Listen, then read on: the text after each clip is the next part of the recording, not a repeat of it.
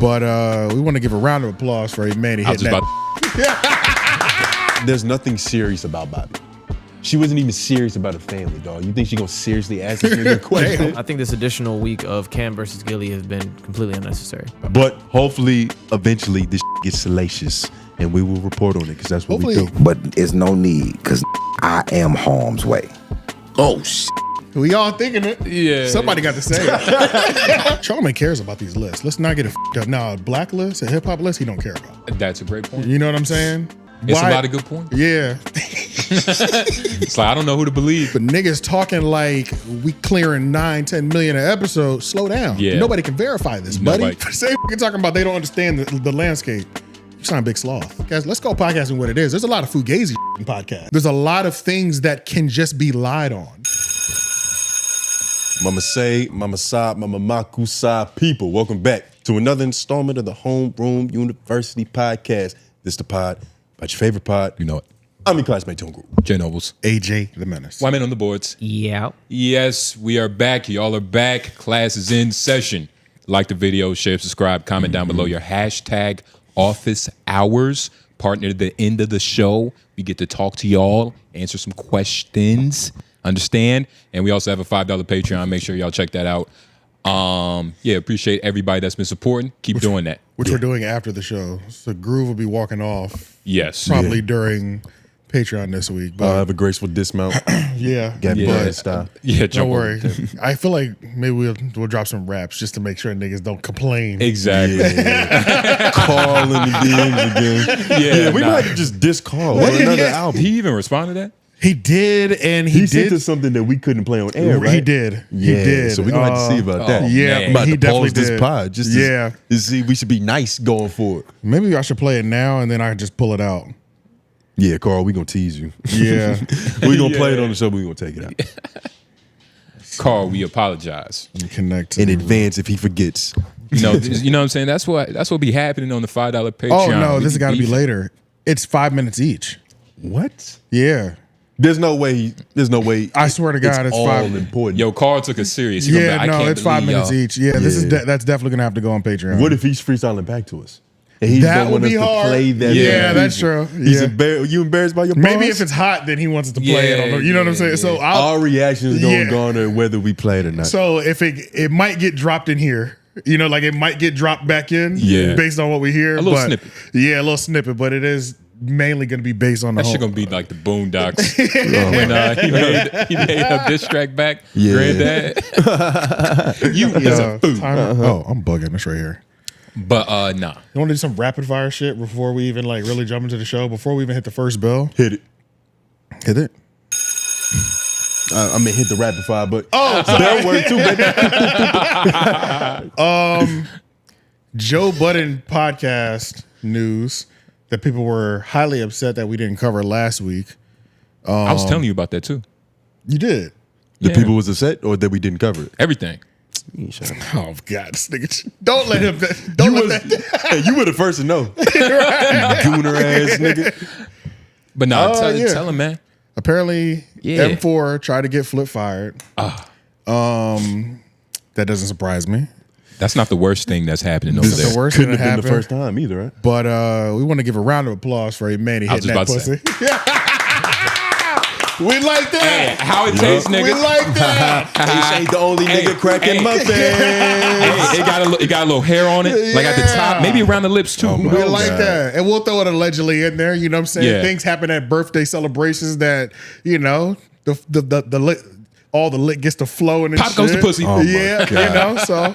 That's amazing. Anytime he watches a video from like 2004, he's just gonna have that feeling in his heart. Right, yeah. I did that. Yeah, so I'm proud of it. I like that, man. Nigga. Coworkers fuck coworkers all the time, man. Time and vicinity. Yeah, it's just, it's whatever. And it's better for the crew. Yeah, it honestly is, yeah. And there's a little bit of jealousy probably, you know, the Flip jealousy. You know, he wanted it, but he's married. He can't really press it. Like, you know, he can't press the line. You know Flip wanted it. What's their age gap? That's a good question. Might be like 10, 15. 10, 15 years in between. Let's see if we can Google that real quick. It's like 10, I think. About 10? I think it's about 10. She got him by 10 years. Yeah. In my head, I thought it was 15. Nah, 10, it ain't that much. 10 is still a, so is a that's still a our decent age? little chunk. Does that make He's her? a little Or does, older. or does Manny have us top by He's a 10 little older. probably? He's a little older than us. Manny like 35. She's 48. He's She's like 48. 38 or something. Okay, I think so he's Manny like got us 38. by like 5 to 7 years. And like Man, he out 5 here. He years. got us 5 by years. fucking Yeah. 12. Yeah. He hitting cougars at 40 years old. This nigga's incredible. That's a real nigga right there. Yeah, nah. Yeah, no, he's 40 now. Yeah, Okay. Oh, so yeah, that's not that. well, Well, yeah, you know, so Ain't 8 years. nothing. They were almost still in the same dope. school at the same time. 8 years. It's yeah. still dope. Yeah. Yeah. Well, no, not really, because if they 8 years apart, then that means she was graduating college when he started high school. Oh yeah, that's right. Yeah. so he that's was right. never gonna meet that bitch. Yeah, right. Yeah, right. He had no chance. But Yeah, nah, man. man. Shout out to Emanny, man. This is regular, man. You know what I'm saying? Throw a little jealousy amongst the crew. You know what I'm saying? 'Cause you- I know Joe Budden was like trying to keep that from happening. I felt like he was trying to stop that from happening Yeah, for like a while. just keep them separate. Well, as much as he could, Right. You know what I mean? Knowing Emanny, But you know when you just a when- play. I think Joe Budden would love that. Nah. If it happened on his watch, there would be some kind of pride he takes in it, because it's like I set that up. yeah. I set that up, dog. Yeah, like this is yeah. what we do. We make money. there is certain Yeah. pride in like Get pussy. putting two people together. It's like, Yeah. Yeah. that's my nigga. He's doing what he always does. Like, you know what I'm saying? Because it's the biggest flex in terms of like him being a podcast executive. Like, I know chemistry. Yeah. I know who works together so well that they can like fuck together. Yep, yeah. And then Melissa Ford trying to get Flip fired. I mean, how much can I talk about that? I mean, how much can we say? Why would you do that? You know what I'm saying? Yeah, that is kind of. Why would you hurt your paycheck? But she's also a Karen. It's like, you know, every time she like is in an outrage, just the whiteness jumps out of her. All this seems normal. Was it real?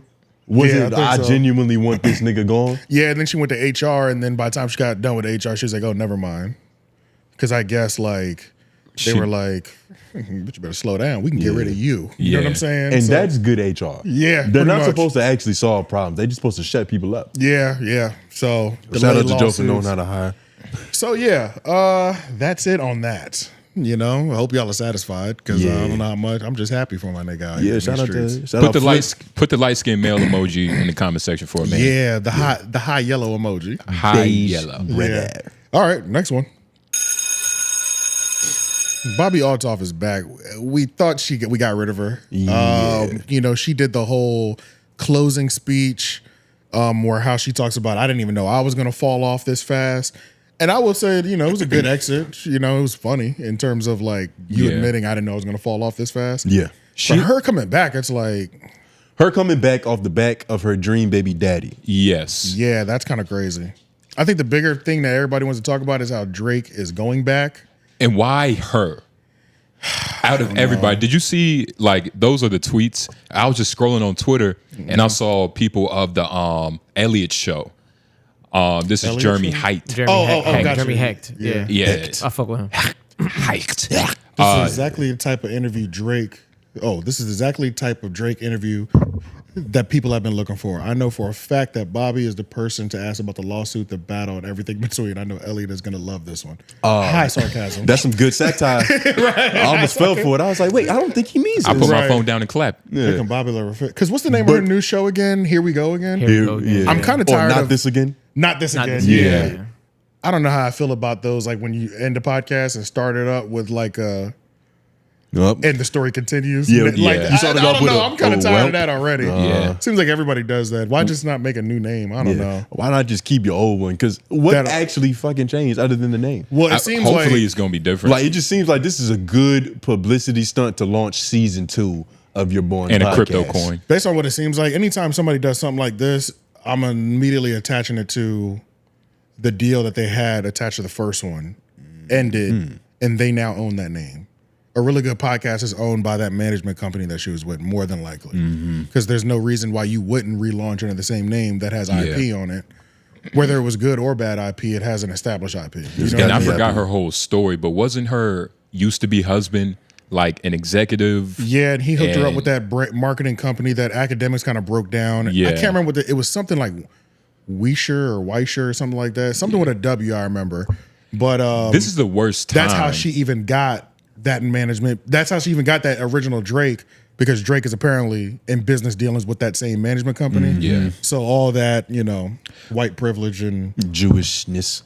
pretty much. We were talking about the Drake and like Kendrick battle a little bit on LOY, and like in terms of right now, this is a bad time for Drake to go to this type of podcast. Yeah. for like to go to Bobbi.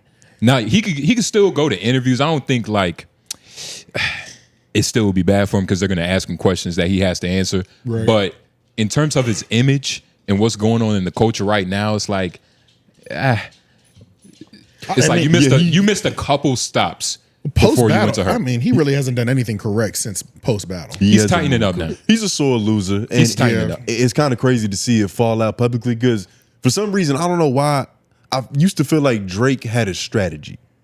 Like for you to be white hot for so long, for you to like go to new up and coming artists, give him a feature. I used to think that he was thinking this shit through, but the nigga might have just been getting lucky this whole time. He was thinking it through, but Kendrick is smart too. Kendrick is smart There's too. other brains. It's like it's different when you're playing niggas that aren't good at chess. Now. It could have all been over by now. He drug it out. It could have just been a battle that was lost, but he drug it out. Yeah, but that's ultimately the reason he went to Bobbi because she, first of all, you get softball questions and soft pussy at the end. Yeah. That's I don't know. To me, that just Akademiks. I feel like that confirmed that he hit it.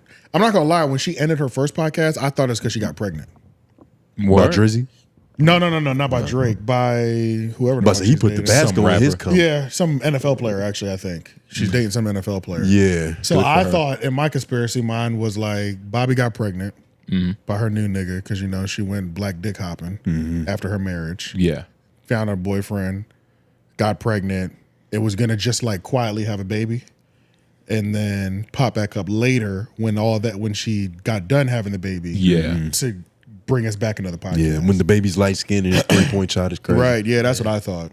So maybe I was wrong. Maybe. But in the little trailer, you can't really see her stomach. I'm over here like, yeah, you trying to make it make sense. You looking at it like an auntie, like let me see. I'm trying to stretch my thoughts. You know what I'm saying? That is some Drake shit though. Yeah. Being in a bed with a pregnant woman. It is A white woman too. That is not off. And not even his baby either. Yeah, It's just that is a not off pregnant limits. woman. That's some 2011 Drake. I love it. Yeah. Nigga might be coming back. Marvin. That's what Marvin's room means. Yeah. Maybe we should play the trailer. That's what's in It's a maternal mother. I think if you just do Bobbi and Drake. So nobody's excited for this. Well, people might be disappointed. I mean, I think the biggest thing was people are like Drake and Maul. Akademiks and Maul. They can't stand for this anymore. Not only can they not stand for it, it's like they have to apologize to themselves for going that far for a nigga who would never return. Like For being a whore. I'm pretty sure Drake might return a phone call, but that's private. Like he's not showing public love in the way that they do. Not helping my business is just like not helping me in my personal life. And especially when we know you're capable. I can definitely understand the not going to Akademiks. I can understand that. For Maul, though, Maul's not a lame, like objectively. You know what I'm saying? Like you don't hear Maul and immediately be like lame unless you're a Kendrick fan. Then his actions, okay. Then maybe. Am I making sense? Yeah, I know what you mean. saying? But the thing is, you don't get Maul without Rory. And Rory doesn't have that reputation. That's a good point. But Rory and Maul, Rory doesn't have that reputation. It wouldn't look good. That's Maul's aura. It wouldn't look good for Drake. The nigga's just Drake. cool as shit. Like, and other cool niggas think he's cool. Yeah, you can't crash out. That's a like crazy that. resume to have. Just like cool niggas think I'm cool. I mean, what Maul did during that battle, What being though, a celebrity is. what Maul did during that battle, even if Drake never returns the favor in terms of an appearance, Maul's performance during that battle was 10 out of 10. No And matter Drake- how you feel about him, Yeah, he put everything on the line for his homie, but also his business. His reputation. And that shit helped a lot. You know what I'm saying? So, like Drake is, I keep saying Drake. Akademiks, it's more of a lifetime thing. It's a long play. Camaraderie. And I mean, but the Maul thing was definitely like, we can just hyper focus in on that time period. he was worried about the war. He was really at war. Yeah. Like, he was at war for real. You know what I'm saying? Like, Felt like he was trying harder than Drake at a certain point. yeah. So that's why it's like, is that really a shot for him? Because he was getting insight. We were only finding out things through Maul. Which is just as good as going on your podcast. Like, At the end of the day, this is an exclusive. that's what I'm saying. Like, that in You're itself. getting exclusives in times of war. It's like, Exclusives are cool, But even back when like we was talking about the Charlamagne situation, Yeah. and him ducking Academic stream, like you could be the OG in private, but when I really need you to be on the battlefield with a nigga, you're never there. Context though, Charlamagne isn't giving up secrets for Academics. At all. Like the Yes, fact that you are my channel to the world. That's what he did to Maul. But that's what the bait is. It's like it's the illusion that I'm helping you. Like, and because you are, but it's fast food. It's not, you're not feeding niggas, you just getting the appetite over with right now. It's self-serving for both of them because Maul ate. Like Maul got They ate, bro. I wouldn't say he's on a new like trajectory towards. Yeah, I wouldn't say him. I don't know. I would say what he did for the Royal Mall show. He got bigger. Definitely put them on a different plateau or a new trajectory for sure. And that was nice timing before they signed their most recent deal. But for some reason, like. And they dropped dead weight. It's just not as cool as when DJ Academics. Like a bad habit. Nigga shot up through the roof, trimmed off some fat, and then signed a new deal. He's like, you ain't coming to the top with us, nigga. That Ain't was no way. They had a clean year. And that's why for when the Just conversation, Royal Mall podcast in general. yeah. And that's why when the conversation is about Maul and the loyalty not getting in return from Drake to him, it's a little different because I don't view it think the same, Maul is begging for a sit down. Me neither. I don't think Maul really even cares about that. But Academics, like we've literally seen the nigga publicly beg. And we've seen him coke publicly. We're gonna watch some more of it in a couple minutes. Oh, fantastic. Maybe we should skip this trailer because who gives a fuck what they talk. Yeah, Should we have to watch it off purpose. Just off the strength. That's what our job is. Yeah, true. But just know we didn't want to. Okay, gotcha. Yeah, let's do it. To the first episode of my new podcast that no one asked for. Hey now, welcome to a much more scenic, serene, and solidarity. What are you getting at? Welcome to a much more scenic and serene and serious. It's not gonna be serious though. Is it not? I think it is. Welcome to a much more scenic, serene, sexy. No, try it again. Run it back. I liked it. I don't like that one. Welcome to a much more scenic, serene, equally sickening. Okay, maybe I should just do it. Okay, good. Okay. Welcome to the first episode of my new podcast that no one asked for. Not this again. Yo, welcome son. to. This was probably a bad idea. White women shouldn't be allowed to wear braids from now on. Because of Drake? Yeah. That was a cringiest trailer. Yeah, Drake ruined braids for white women. You can't do that no more, nigga. Your license is gone. But their chemistry makes me believe that they fucked multiple times. Me too. Like, I feel like this confirmed it. Because there's plenty of people who come and try to like mimic her tone of like, oh, I don't really think this is serious. But he do it too well, dog. It's almost We've like had a lot of conversations. Like, I think I can see him. I do. I think I can see him dating this bitch, dog. I can too. Because you got to think a nigga like him, Goodness gracious. for him to that is, I'm listening. For him to like really cuff a hoe, it's beyond her surgeon. It's beyond her surgeon being 5 Michelin stars and her having the craziest BBL. He wants weird bitches. He's already done all that. Oh, I was just about to say. He's already got the 305, so it's like the bitch that can have his heart would be a Bobbi Amos. What if? Which she has a real... And don't you typically go for like your mother and vice versa? Like the woman finds somebody in the image of their father. The first woman you ever saw was your mother, and she was perfect. And so there's a level of connection that no Houston natural will ever be able to touch. Drake's mom has no ass. Yeah. So, no titties. Yeah. He don't care about that. Bobbi has he care titties, about though. awkwardness. Bobbi has titties. Which makes her a plus. What if they're just both good theater friends. Kids, awkward? Yes, they've had a lot of conversations. Maybe some news were sent. Who knows? Like, but I would hope Bobbi is that type of person behind closed doors. We saying it's like, here's my titties. We saying the same thing though. They are thespians, and theater kids fuck.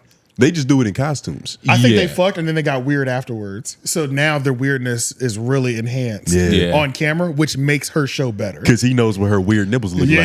Yeah. Oh, God. Cut this segment. What are we doing? And she knows his hair is fake. We need, like, this should be marketed as what this podcast is. Like, this little 2-minute segment. Straight gossip. Like, I don't know, though. Like, and then put Dame Dash at the end going like, yo, real men don't do this.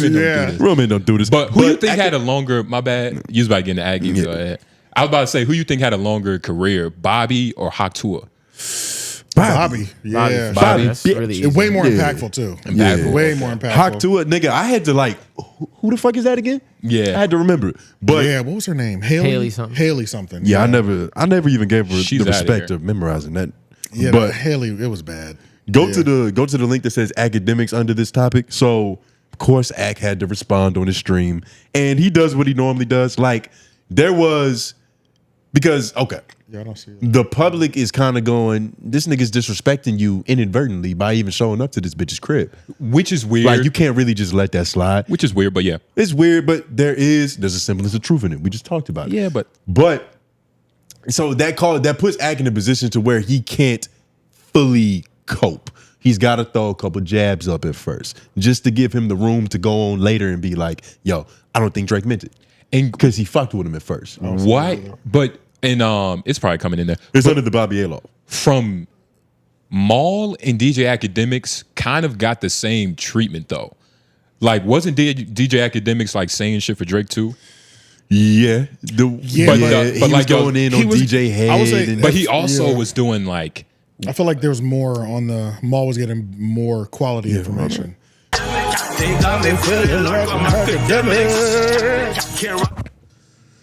So chat, it appears. Wait, what the fuck? Yeah, it appears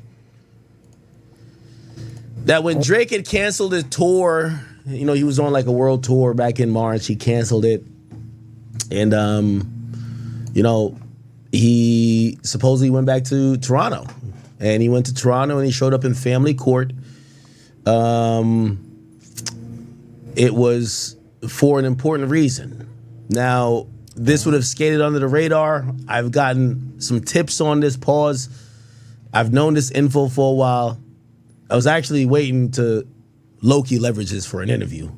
But I ain't gonna lie, I'm a little pissed off because I seen Drake with Bobbi Outlaw, so I'm tight. I ain't gonna cap with you. I'm a little tight. So, fuck it. We gotta get to it. But if you guys don't know, Drake was spotted So in you the can pause family it right court. here. So apparently, kinda crazy, right? apparently, Ak has had some shit that was damning evidence against the boy that he was just settling on because, you know, if was I gonna try don't to drop blackmail his this, way into an interview. I might be able to get him to come talk to me. But Yeah. you know, this Bobby Alof situation does make it kind of tricky to be polite with a nigga. Yeah. He ain't That's being a, polite back. But That's a nasty. Angle. Yeah. You think But that don't was you respect the You think that honesty? was Axe angle? I do respect the honesty. Yeah. But he's like family court. That means we're talking about your child. Yeah. And I was going to use that to blackmail you into an interview. Yeah. Fuck, that's Did he say that? Is that what you do with your Kind of what he homies? said. that sounds like what he said. That's exactly what he said. That's what why I I put this heard. timestamp. That's definitely That's what it's titled. But that's definitely you push me to be desperate because that's Yes. a desperate move. Yeah. Yes. So- which shows how hurt he is over this right. whole situation. Over time, it's like I got to start playing dirty with this nigga. Clearly, Yeah. So yeah, it's like when dudes used to beat their white back in the day. Like you made me do this. yeah. So fucked he up. got pushed to that point for sure. It's fucked up. But go to 516. So he uses words with Aubrey that we've never heard academics utter before. He calls him a fraud, but for all the wrong reasons. Just play. So Drake fans gonna hate me after this. Yo, he's battling. this was the moment. I'm gonna be honest with you, and I've rocked with Drake for a long time. This was the moment I realized Drake's a fraud. I have to be honest. This was the moment I realized Drake's a fraud. I'm gonna keep it a beat.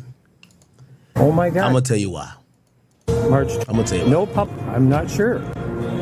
It's not allowed. Just because. Oh my God, Drake. How are you? Oh, that's hilarious. He just. Oh my God, Drake. And where down we Chat. I realized Drake's a fraud because this nigga online is capping like he got a full head of hair, man. He got a Steve Harvey. What the hell? Drake got acting like he got braids, and 2 months ago he got a high top? Oh, hell nah. Drake's a fraud. That's some fraud shit. That's fraudry. What? This whole time, I'm thinking I'm growing my hair out. He growing his hair out. We've been growing this shit since almost since Certified Lover Boy. Look at the growth. Whoa. Ew. Yeah, it's nasty. I've been hoodwinked. That's why you're going to your hair. Bamboozled, led astray. Pause. All the He was trying to mix his hair strands with another man, Lauren. That's voodoo. Crazy. Yeah. That is. He's trying to do hoodoo rituals. That nigga. is, yeah, like he was trying to Disgusting. access the ancestral. What's wrong flame. with this nigga? Yeah, that was Yo, crazy. That's He hilarious. was trying to siphon off some of that energy. And I never questioned that. You never thought about that? I've never questioned Drake's. I just thought light skin, maybe he has access to different oils, nigga. You know what I mean? Like, that ass. Right. Like, And he's rich as fuck. You feel me? Yeah, like, when right. you got money, you got access to things that people don't have. When you he's have wearing long like hair, a lace front wig, like with cornrows on it or something like that. It's potential, or maybe just extensions. what they call Some clip-ins maybe, or whatever the fuck they call it. it's But a leave-in. when you have long hair, like you notice that okay. shit. You notice that shit because there's no way he had that kind of hang time in that time frame. You're right. He don't al- go from 2 months to down here, nigga. That's impossible. Yeah, That only video's you can do new. that. Yeah. Well, you talking about the video of him going to court? Right. A month ago. Yes. But the video with the braids yesterday, nigga. That don't make no sense. So Drake but is going through exactly what Haley and DDG is going through, Kinda. supposedly. But the silliness of this just shows that even when Ak is upset with Drake, he still can't punch. Yeah, he can. Yeah. Like, he's still pulling them to a certain extent. Yeah. Like You gotta free yourself, nigga. Be like me and Charlamagne. Just free yourself. Go Yeah. in at all times. just say I'm biased and going. Yeah. Just go live. in, nigga. Yeah. Do it. Because at least we know where you're coming from. I'm staying firm in my position. So go to 1612. After this, he reacts to the teaser trailer. We don't really have to see that because we'll be fucking forced to watch the teaser trailer again. Nobody wants to do that. Yeah. But Not this again. This is where he begins to cope. Like, I feel like in his mind, he's like, okay, chat saw me take a couple jabs at him. We did some jokey joke shit. Now let me get back on my knees. Yeah. Okay. All right. So, bunch of thoughts here. I think it's clear to say, and I'm gonna sit here and speak to you very openly, honestly, because I do hear a lot of not even rumblings, but there's a loud echo and a loud noise saying, "Yo, Drake, my brother, I think you're not reading the room here. You just went through one of the most horrifying rap battles of life, and the entire premise was trying to show or trying to say you're not someone of the culture, and you keep doing content with people who seemingly are not within hip hop." Okay? And I completely understand that. And by the way, I do kind of look at Drake like, bad timing again. Now, honestly, I think this is a great business move. I just think it's bad timing. I think Drake, again, I could be wrong. I haven't asked him about it. It's no way he doesn't own a part of this podcast or the company that owns this podcast or is giving this woman an opportunity. With all due respect, Bobbi Althoff is not a talented person. With all due respect.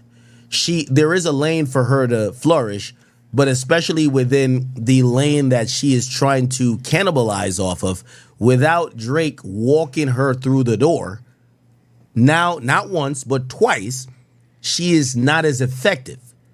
No one really wants to sit with her. She comes across as either condescending or absent-minded. She doesn't do great interviews, but you are doing what we've accused Jay of doing. Giving someone a cultural key that maybe we don't think should even be a cultural visitor. So now you've told them they could live here. Drake has to, and I've spoken to many people about it. They're like, yo, no, Drake must be trying to fuck her. If Drake is doing this to try to fuck this chick, he's too horny. No, it's too great. No, it's too horny. He has to own part of her podcast or the network that's publishing her podcast. Otherwise, nothing makes sense.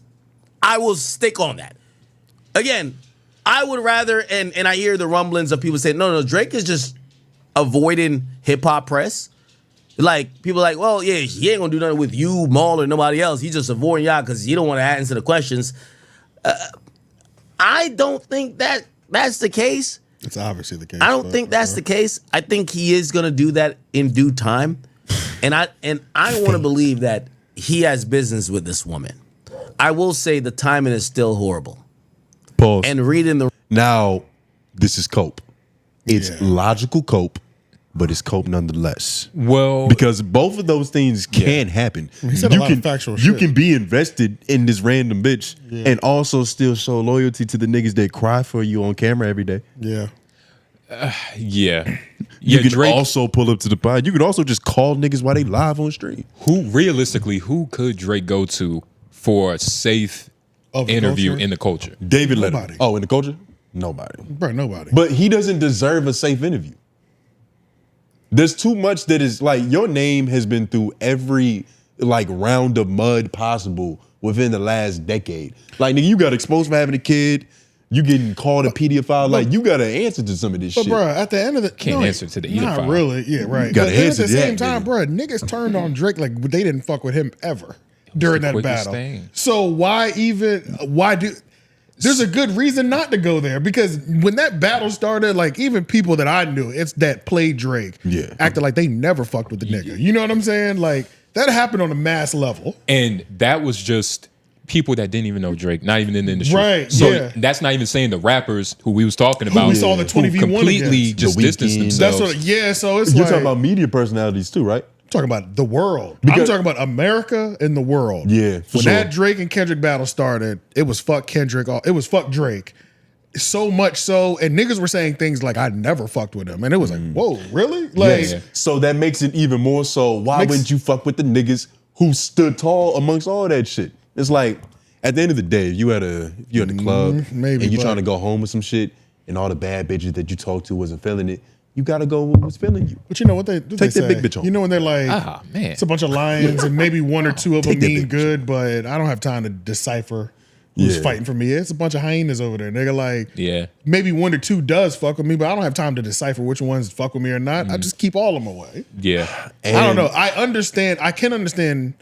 I also agree. It looks bad that he doesn't go to hip hop anything anymore, and only fucks with like Aiden Ross and Bobby Altoff and just like weird offshoot white podcasts. Not even essentially. Zane Lowe. Yeah, but he even the what's that dude's name? Cam Sunday Conversations. Remember he was on Yeah. Sunday Barstool. Conversations with Sunday Cam. something. You know, Yeah, Sunday Conversations. That's Something Yeah. forgettable. it was funny as fuck. No, Yeah, it's no, no. It great. was that white They dude still with the do 'em, yeah. mustache. Oh, Caleb. Caleb. That's what I I said. think his name is Caleb, but with It the, is Caleb. the It's mustache Caleb. and the long hair. He went there, Yeah. shit like that, and it's like, Shout out to him. He good.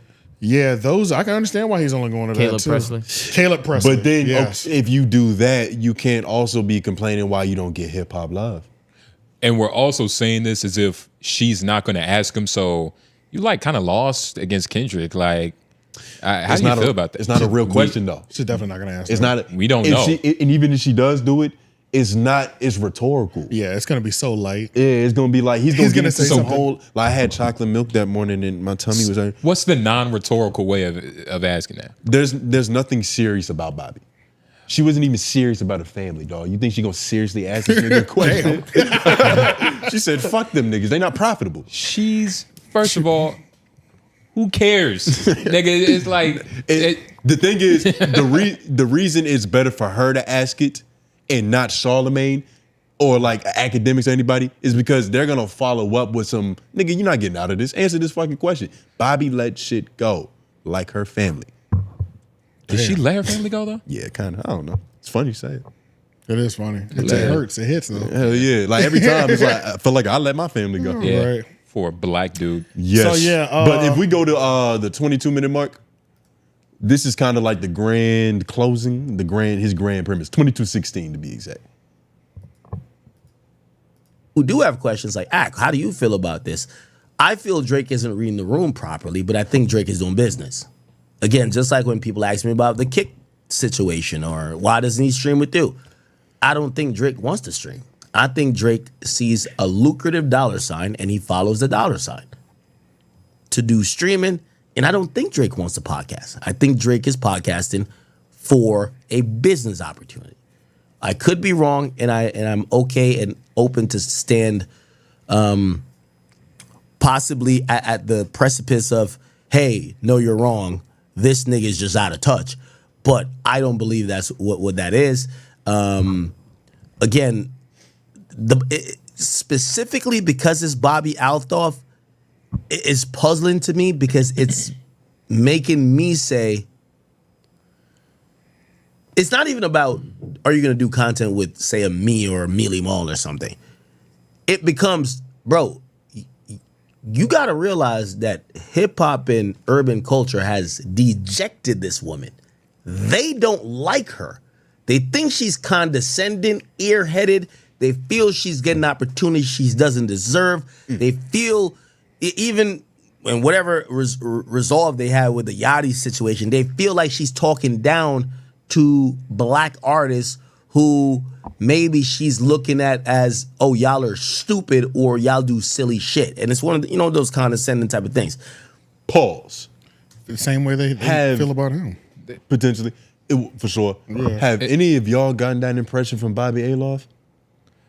To where she did, because he made it like she disrespects black culture angle. And I don't think I've heard that with her before. I've heard people confused. I haven't heard that angle, but I can see it. I've heard people confused on like, why this bitch and how did it happen so fast? Yeah. But never that it was disrespectful. I've seen that it's disrespectful in a form of like not engaging like properly. Yeah. Within like whatever she's on. Like not being a willing participant to make this show better that's not hers. Like, so it's kind of like a condescending, like she, like it's like a nose up thing. Like I watched her Nick Cannon the other day. Bitch is pumped. Like she did something with Nick Cannon? Yeah, like the night thing. It was like Nick Cannon, Nick at night, Nick Cannon at night. And it's like sex conversations or some shit. Oh, shit. And she literally contributed nothing. And the comments are shit comments. I can go to the video just to read the comments. She's not even sexy, dog? She's not having a conversation. Like she's not engaging with like other people when they're doing other stuff. You can't talk about playing with your pussy. Offset was the one that really peeled the onion back. He peeled that back. He was like, "You just unseasoned chicken, like some season." Like he shows that this isn't talent. This is just effort. He's the one that kind of like that Offset one really kind of fucked it up for her thing that she was doing. Yeah, because he was just like too honest with her, and then like even down to her being like, "You can go now." He's like, "I pay for this room. You get out." Yeah, you know what I'm saying? Like I feel like he never took the L in that whole conversation. I feel like if Patrice O'Neal would have went on that show, that's kind of how it would have went. Oh yeah, like he just would have ruined. And it'd have been 10 times worse. Yeah, she probably would have fell in love, better at the same time. She was kind of cute, whoever that chick was. Oh, it's like that white woman. It was a sex educator or whatever. But yeah, the comments hate her. Let's read these comments, man. We love to read hate comments. Zoom in. Yeah, zoom in. You kept trying to include Bobbi in the conversation, but she had nothing to offer. I don't understand how Come Up podcast is doing numbers. She must be shy. You and the doctor held her down. Don't invite the girl back. That's coming from a black woman. So low-key killing no, it's true. She's low-key. Whoa, hold on, go back up. Don't read it. Come on. But I feel like it might end in her getting disrespected. It has nothing to do with her. Okay, keep going. Usually, I know what you mean. Bobby you know what I clearly mean? don't want to be there. Keep Bobbi home next time. She brings absolutely nothing. Damn, they cooking this motherfucker. Yeah, she's not sexy. Bobbi has a very dry personality. And I was about to say, right, like if she knew how to use that as a power, like with purpose, her dry humor, and just her dry existence, I just feel like that's just how she is. I don't even think it's for the TV. Dry humor sucks. It had its era. Depends. Like you remember Workaholics and like that Comedy Central era of like, I'm a white guy and I don't care about shit. Yeah. That was I don't even think I liked it back then, but that was when it was funny. Yeah. I fuck with dry It don't humor. last. Dry humor. The Office is a lot of dry humor. It's still working for him. Funny Marco. Yeah. You're right. But is it dry? Well, like the Bobbi, reason, that's dry. the purpose, it's with purpose. You get what I mean? And Funny Marco wasn't good at it in the beginning. He just now got good. Yeah, he's getting a lot better. And like so, he can even do it with his daughter now. And that's the thing. Like when it comes, if she just learned why people hate her and use it as a weapon. You know what I mean? Use the dryness as like a tool, man. She but thought she being doesn't. dry was enough, but she didn't implement a strategy behind that shit. But sometimes, like, she was just born that way. Like, I think she's just a born person. I don't know if she's condescending. I don't know if she's a little bit. Oh, because DJ Akademiks must really hate this bitch. Or he really loves Drake. Well, I think he's being completely objective about that bitch. But to your point about Funny Marco, he's toning himself down. Like, I feel like if Funny Marco, we was just in the room with the nigga regular, he would be maybe not like a DC Young Fly, but he would be loud and funny. Like, it would be something else. And then in the interviews, he's like, all right, let me kind of hold composure and then choose my spots. Bobbi Aloff is bringing herself up to be a dry bitch. Exactly. Well, she doesn't know how to use her power. Shout out to Joe Pera.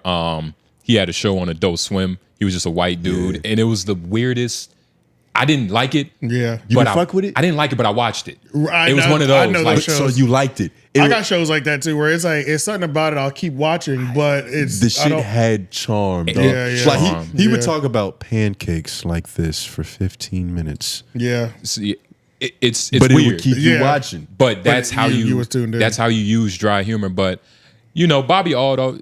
I said Adolf. Yeah, I know. Adolf. Goodness gracious. Wait, we might get flagged for that. Yeah, we might move over there. Lauren bleep bleep. But no, it's all right. You know, Bobby Adolf, shout out to white women getting things they don't deserve. I don't think that's gonna change anytime soon. Akademiks is just the latest victim. Keep doing what you're doing, Drake. Gillie versus Cam, the saga continues. And I like the tone that you said it in because yes, that is appropriate. Yep. But it is our job, AJ, and you fucking know it. So they're bickering still, and it feels like it's never gonna end. Like somebody might actually have to get smacked in the face for That's niggas what to goes stop on. going on So Instagram. they're Live. gonna have to do what we did, and it's just like just make a competition. Like just jump, have a jumping Yeah, competition. see you can run the Really furthest. Spar. But he's gonna lose in Nigga all throw of those. darts. Anything physical, he's losing in. They're both too egotistical for their own good.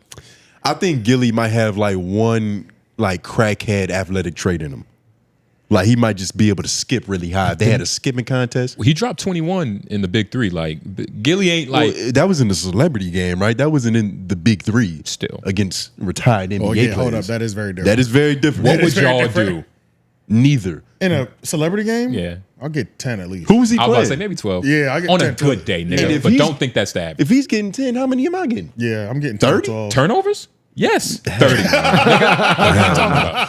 That wasn't even funny. I'm the best basketball player here, nigga. All right, so I think it's okay. I mean, I think Gillie is wrong again. This is still his fault. Yeah. This is Cam Newton making that video, him holding up his trophies. Yeah. Is in response to the 7 p.m. in Brooklyn. Yeah. Yes, it is. And appearance of the no accountability, lying, openly lying. That's all that we watched was open lies. Yeah. Which is So where we'll start. That was the response to this. So and Amazing video this is. This is beautiful. Yeah, it is. He still didn't even go Too deep on him. Like he didn't even get that personal for real. Cam Newton. He scratched the surface with the while I was out here making money and putting up records, you were running from or beefing with You was being fake tough. the Broadway bully, Beanie Siegel. Yeah. You want to know what it is? It's like That's a super sore it's spot. two people trying to put like they're both trying to put each other like in their place, but that's almost like two niggas headbutting and not punching. You know what I mean? So it just looks weird. It's just like, nigga, come on, nigga. Yeah. So this will never end because they both have some respect for each other. Like Cam even said the other week ago. But no, I don't think Gillie has respect for Cam at all. Gillie has not respect in the conventional sense. Yeah. Gillie is not going this far with a random. Yeah. Yeah, I think he had So respect. He said in it terms the of show. respect for who Cam is in life, yes. Gillie the kid Right. beefs with Cam Newton. He's smiling in the bed at that Gillie the kid. Yeah. Like he likes that headline. Yeah, it's I dope. think he be getting mad That's better for for his real. big hat business. Okay, let's watch this video real quick. He went into all a bunch of personal shit. So what I'm supposed to be the bigger man?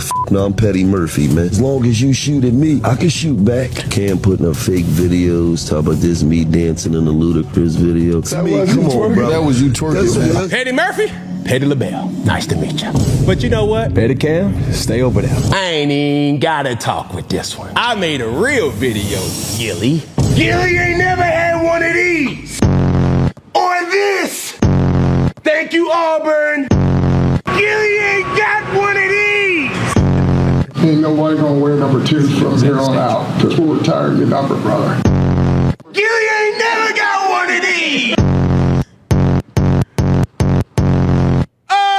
So you wanna ask that question again? What you was doing in 1999? Well, something was twerking. Well, 1999 for me, Gillie, I was dominating in rec football league, bro. Fast forward 7 years later, bro, I was dominating in high school, doggy. Then I go on to get some more hardware from a shrine, dog. So during my shrine collection, you was trying to rap. But needless to say, brother, when you was beefing with other constituents in that space, I was collecting coin. And I ain't talking about the ones that jingle. I'm talking about the ones that move in silence like G's, the lasagna kind. We knew who said that line. Let's not mention him. But he's not no stranger to beef. And with me, keeping it all entertainment and keeping it a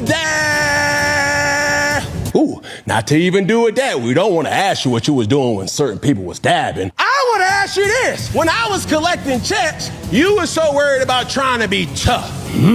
Rawr, Nasir. I don't like tough, Nasir.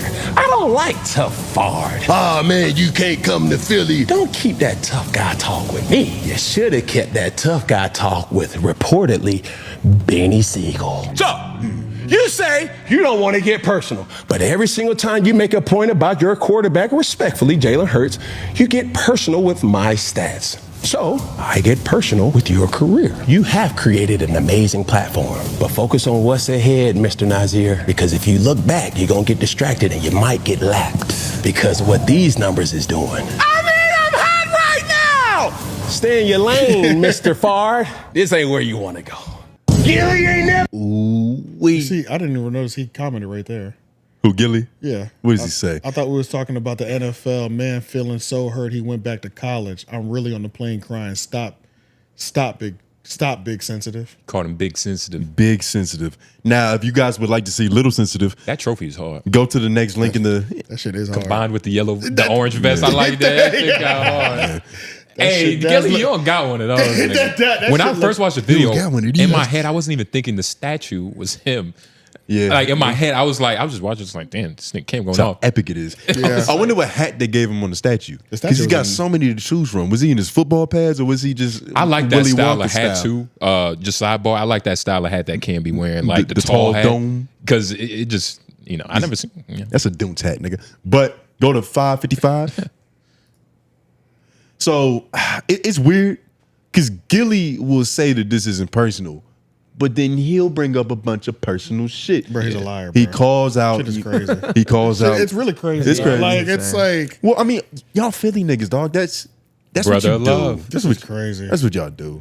I don't understand. I think y'all believe your lies. He does, not me. This is different. This is like a different level of like. Well, he has just lack of self-awareness. Yeah. It's crazy. Like It's bad. the nigga be like, I'm not gonna be personal. Proceeds to bring up somebody's wife. Yeah, it's a cognitive dissonance. He went personal from the beginning.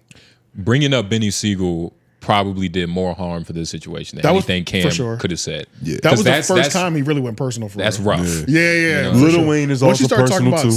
Once you start, Lil Wayne isn't personal because it's really a buff. It's a stick because it's like you wrote for Lil Wayne and Lil Wayne's bigger for you, but he still allegedly wrote for him. So bringing Lil Wayne up, once you start bringing up people's past street wars, though.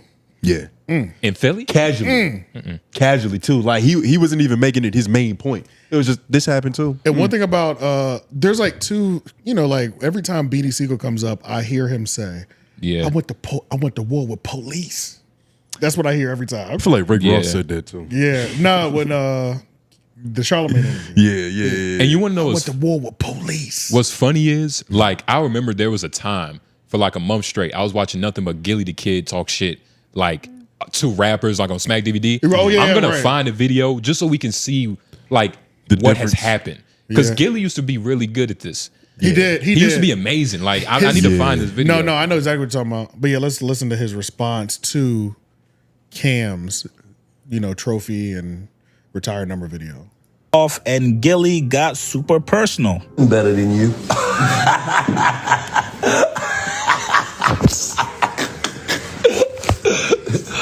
I can keep a woman better than you, buddy. Fuck you talking about, buddy? And it mine don't come out the motherfucking strip club, B. Well, all right.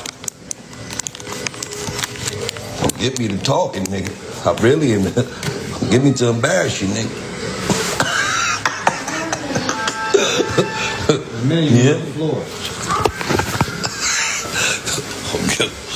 You know I'm vicious with this mouthpiece, nigga. You better chill out. Fuck wrong with you? Is there a cool way to say that? Nah, he just threatened him with a good time. Stop playing with me, nigga. You hear me?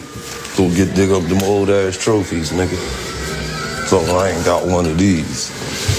Old ass trophies, you can't even pawn them bitches and get no money. Them bitches and get no money. You can't pawn them or nothing, man. Motherfuckers ain't getting you no money, man. Can't do nothing with that shit, man. I'm not gonna lie to you guys. I'm a little.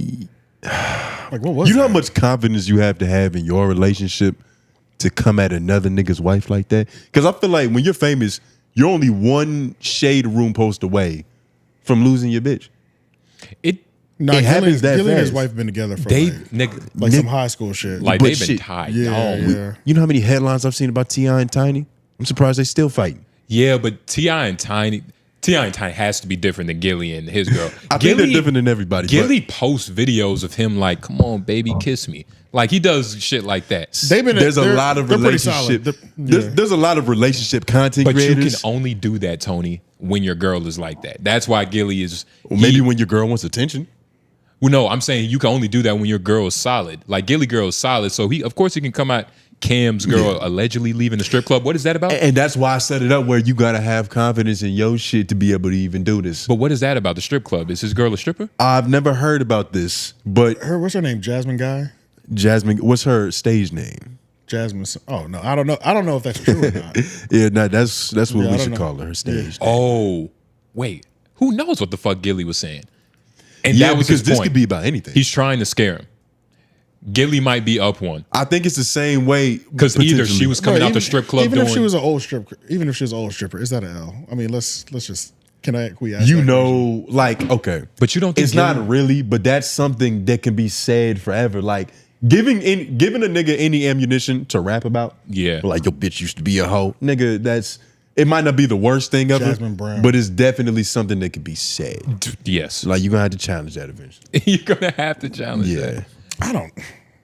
Not dying. Well, that's on because that. you like strippers. But the regular guy, Most niggas like strippers. What the fuck? but Lauren, not you enough concur? to cuff him. Yeah. Strippers in terms of like what they look like. You Falling- might like it. getting I don't know if in- you'll wife her, but even if you did, you know what you wife. Getting into you know a what I'm saying? relationship- It's different if you wife the stripper that was legendary because she fucked everybody. You know what I'm saying? Like that's different. It's kinda like- there's a lot of bad bitches that end up in the strip club. It's just my bitch worked at the strip club before. And Stop she was going to coping. college. Nigga, Okay, you know what I'm saying? It's like whatever. you know how there's girls, like there's some bitches that get passed around to where it's like, yo, my homies fucked her, I fucked her, that nigga fucked her. Right. To be the dude that cuffs her is a weird position to put yourself in because it's like you cuffed the That's bop. the extreme, though. but Yeah, we're that's talking the about a bitch that that's got the passed extreme. around. But the stripper is the professional that. Like she Yeah. dances on everybody. She nigga. does. And there's Yeah. no telling what she sold. So that if anything, that is like a tamer version. Wifing up the stripper is the ultimate nigga. Ooh, she's been everywhere, dog. I could pay to see her butthole. I also don't know if Gillie was saying that because I feel like Gillie is the type of person he would have just said your girl used to be going in and out the strip club. Yeah. Like he would have been a little bit more smarter about his word choice. I feel like she was doing something in that strip club. Most of them are. That's how money Yeah, a lot is of them made. are for sure. Yeah, and Yeah, that's for sure. why you don't get in relationships with these bitches. Because you never know. Aren't you in was a she a relationship stripper when you're though? pimping them? Aren't you in a relationship when you're pimping them? Yes, but is that what Cam doing? No, I don't know. So No, why I'm bring just, it up? Just throwing things out there. I know. I see you fighting. Yeah, But no. It does happen though. Michael Beasley is dating a stripper allegedly. OnlyFans model, which is bad. It sucks. That's some pretty trusting hoes too. So We also don't know what kind of OnlyFans model she is, because some of the hoes be bullshitting. You can Google yeah, it's it. the same as their Instagram. I've heard They're like just- what they're Ruby just Rose selling do. it. Yeah, they just she's Yeah. twerking a little harder, but she's still wearing the same shirt. Yeah. Fuck that shit. But no, nobody ever having a past hoe as a wife is always going to be a chink. I hope that's not the truth. I think Gillie was. Yes, but I don't know. I don't know. I don't think it's I'm that. not saying it's I don't think fair. it's that major. Yeah. I don't think it's that detrimental. Honestly, I'd like. Yes, it's like public perception wise, objectively wise, it's like okay, your wife used to be a hoe. It's like, oh, that is bad, but like, how deep did it go? How bad did it get? Like, can you not? Are you sure you want to know? Can you recover? Can you recover from that? If you in a public spat, is that really about to be the fucking nail in the coffin for you? You know what I'm saying? For Probably the right not. nigga, maybe. For the right nigga, maybe. Yeah. Battles have been won on less. I would say if you were trying to keep it private and hidden, like it's because that's another thing. If she really did come from the strip club and we knew it, nigga, we all knew that. You know what I'm saying? But if it was like a hidden thing that nobody knew, that is more of a nail in the coffin. Yeah. Because now you're exposing something, some sort of new information. And I didn't know that. Did anybody else in here know that? I don't even know if it's true. Nobody even knows if it's because true. that's another thing. He's so vague about it. It's like we don't even that's know. what He's that's making it what seem makes like it she dangerous. cheated. Yeah, for sure. And that's what makes it dangerous because if you're vague about it, we get to use our imaginations. Yeah. But Gillie and does we can play probably dirty. make it way worse than what it actually is. Gillie does play dirty in that sense as well too. Because remember when he was going back and forth with Joe Budden, he invited J.R. Smith, $2 million worth of game, to tell the story about when Joe Budden was hiding under the bed. And so Gillie does play dirty like that. I feel like he could have called Joe. Like Joe would have been honest about that story. Yeah. Joe was honest because when he came out, he was like, apparently there's a story going around that I've already told on the Breakfast Club about me possibly hiding under beds. And sometimes you do things that you regret. Didn't he fall And asleep? it was a simple. Didn't he fall asleep under the bed? Was smoking cigarettes under the bed. It's like, nigga, we knew this already. But Gillie That's went funny there as shit. thinking that would get back at him. But it don't hit the same when you've already told the story. You know what I mean? Like the person that did the goofy shit. He already beat you to it. He already beat you to it. Y'all ever been around the corner trying to scare somebody and it's just taking forever for them niggas to come? Yeah. Oh yeah. To where you give up? Yeah, nah. Yes. Joe's a crazy guy. Yeah. Yeah, that thing is. Yo, I can't believe that was Joe Budden. Yeah. Yeah. But Gillie used that as a moment. That's his advantage. Bad. I didn't think it was good. I think this additional week of Cam versus Gillie has been completely unnecessary. We could have done without it. I think we could have done without it. Yes. Yeah. But Cam keeps it's winning every beyond round that though. now. Huh? It's beyond keeps winning what every we round. want to. Yeah, I know. It's just like It's drug out for it's sure. drug out. It's like I would have liked if Cam would have left it alone. He just said you're immature. Because I feel like he already said this is his last time talking about it. He did. Well, And once but- you say that and you go back, you start to feel a little more like, okay, so maybe you are clout chasing. Now you're giving merit to Gillie's point a little bit. But as he stated in the beginning, he was like, if you call my jersey number, I'm going on the field. Yeah. Yeah. Every time. I don't give a fuck. Then I also feel this. Now I don't know if this is how he feels, but I also feel if I've defeated you and it's obvious I beat you, Leave it alone. and then you go somewhere and try to make it seem and try to reframe it like you're the victim. Yeah. Now I have to remind you, no, nigga, I washed you. Okay. I do feel that. That's that, and that could be wrong. You know what I'm saying? I got you. You know what I'm saying? But I do Morally, but it Yeah, helps you win. But Yeah. I understand that too, where it's like I watched this nigga, and you got the nerve to play victim over here. You know what I'm Yeah. saying? Like now Aubrey. so I don't like that either. You know what I'm saying? So I can understand a The nigga logic. going back on his word after he said I'm not gonna go back and forth. When you start going out here trying to play victim, But that's a specific reason. it is. You know It what I'm is. saying? It Like you is, just yeah. named Hey, something so did specific. Gillie play victim? Yeah. He definitely was playing victim on 7 p.m. in Brooklyn. He was acting like he didn't start it. He made it seem like he never went personal. Yeah. And his first 2 sentences were "you corny ass nigga." Like it was like Yeah. it was Goofy ass. crazy. It's corny ass nigga personal. Well, he because talked we about his weren't- clothes and all this shit. Because you Talking weren't about his commenting. hats. Because But you can't wear that hat there was and nothing then in his expect response. people to ignore it. Like the Emperor's New Dress. There was Whatever literally that nothing shit in his was called. response that responded to what was said. Yeah. Jalen Hurts is not in my top 10 or top 5. Yeah. It was just, you corny ass nigga, why are you speaking? It was You like goofy, you motherfucker goofy. Yeah, ass. it Nigga, was- this stopped being about Jalen Hurts when Johnny Manziel did that line off that stripper. No, It started. it to didn't. Nah, it started with it started when Gillie responded the first time. Nah, that's fucking hilarious. Don't lose the plot now. It started with Gillie. It started with Gillie. It started with Gillie. It did. There's no question about it. It started with I think it Gillie, started but with it Cam. could It's have black and white. It It could have is. ended with Cam, but That's Cam, what I think. It Cam could is have ended with vindictive. Pan as the bigger person. And Yeah. he holds grudges. Click on that bottom link at the bottom, right above the office hours. Cam Petty was active So, during this. click that bell real quick. Oh, wait. Should we? Nah, don't listen, Lauren. No, I'm fucking go around. Jason ahead. Whitlock, I listen can't with you. believe he's. It was muted at the time, so go ahead though. Hit the bell. So the reason why Cam holds grudges, He's very vindictive too. So Joy Taylor, she went on Cam's show. I don't even think it has a name. It's just Cam's YouTube. No, it's called Funky Friday. Funky Friday. Oh, Funky Friday, Excuse me. yeah. Okay. So she went on Funky Friday, and it was a 2-hour conversation. They wasn't really talking about much per se, but but there's a clip of that. Okay. There's a clip of that. But in this one, Cam Newton for some reason brings up Jesus, that old black dude. I can't even. Morgan Freeman. Craziest brain fart ever. Oh, Jason Whitlock. Jason Whitlock. Yeah. Sorry. So how could you forget for some reason, Cam Newton brings up Jason Whitlock in the most like feminine way possible. Like it was just like, so what you think about that dude we both hate? Come on, tell me. It was on that type of time. Okay. And that is what Cam Newton is at his core. Like, look at his hats. So just hit play. And by the way, this clip was like 5 minutes. Shout out to whoever just broke it down. Because this is all that was necessary. Like, okay. This They chopped 5 into 2. This interview was very boring.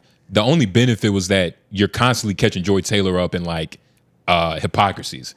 Okay. That's the only benefit. But even then, there's not even any. It's Joy Taylor doing it. Let's hit play. Every time someone brings up Jason Whitlock, I can't believe he's still with us. I don't think anything works harder than his cholesterol, if I'm being honest. When he said that rack.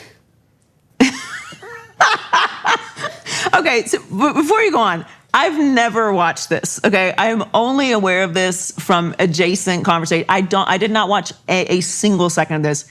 I couldn't give a fuck less, and I have not consumed any of it. Well, I'm going to give you the. He said something about peanut butter, right? Yeah, that peanut What a butter. shock. The Food. Yeah, peanut butter skin. Okay. And when I was working with her, Yeah. we would always see her rack, and I wanted to stay away from her because I knew what I would have done. Well, I mean, he's so desirable. Yeah. Okay. But we love Jason. No, we do. I do not. No, we don't. Who loves Jason? Does God love Jason? Yeah, I do. I do not. I do not love Jason. This is you say what you need to say. I do not. I don't love everybody. He gives me reason. It's like, okay, bro. I can't wait to see him. I want to see him. You will never see him. Why is that? You will never. Where are you going to see him? A hole? He is not going outside. Because like where is he going to go? When I see, it's like, bro, I never see my man. I just be wanting to. You will never see him. Where you at, bro? Like he's hiding, which is where you should stay. I don't ever talk about him because I don't think about him because I don't care. But so yeah, but you're never going to see him. I can't wait. I don't think he goes to the grocery store. You're not going to see him. You can wait forever. You're not going to see him. Doesn't even go to the grocery He's a store. fucking ghost. Yeah. And for some reason, their like awkwardness about talking about him made me feel weird. I was like, what the fuck did he do? Feel comfortable. Yeah, like I feel awkward now. Like, Because Cam, first of all, I don't believe he brought up any of the lawsuit like jargon, any of her. Nobody's bringing that up. Wherever Joy Taylor goes, it must be in the contract somewhere. I think people respect other media personalities compared to rappers. Like, I don't give a fuck if you're a rapper and you got a murder case. What's up with that body that you're being tried for right now? Like, it's like nobody cares. Nobody gives rappers that respect. But like, it seems like media personalities do cut each other slack, and they be like, "We'll just skip it completely, and we'll never bring it up." Like, because they see each other, they would never give that to a rapper. They see each other as peers. Yeah, as opposed to like a rapper is the subject. Yeah, pretty much. Yeah, they would never cut that grace to a rapper. It's that camaraderie. But there was some more in this. Go up real quick. It's not even worth it. It's just Joy Taylor being dumb. Honestly, just she's imagine, a free agent still, right? Nobody's hired her. Nobody's added her to anything, right? Yeah, she's a free agent. She hasn't started anything on YouTube, like her own production or anything like. Nah, she's adding to her resume. Like all of these interviews is just adding to her resume. Hopefully, she makes her own channel, goes out on her own, so nobody can like. It's kind of fucked that she hasn't yet. Honestly, there's no reason why she hasn't. Is that it right there? Is that her talking to 10 keys? Maybe. But that's a month or 19 ago. keys. But you see, she's on the roll, and every other week it's something dropping. This is her channel. Too personal show. What's her most recent thing? I think it might have been that 1 month ago thing. Oh, 2 days ago. So she is dropping. Oh. The numbers look exactly exposing like the our tea. page. Okay. Joy, get these numbers up, goddammit. They should not look like Homeroom University. We don't have peanut butter cleavage. Yeah. We got to do a lot more for these numbers. Yeah.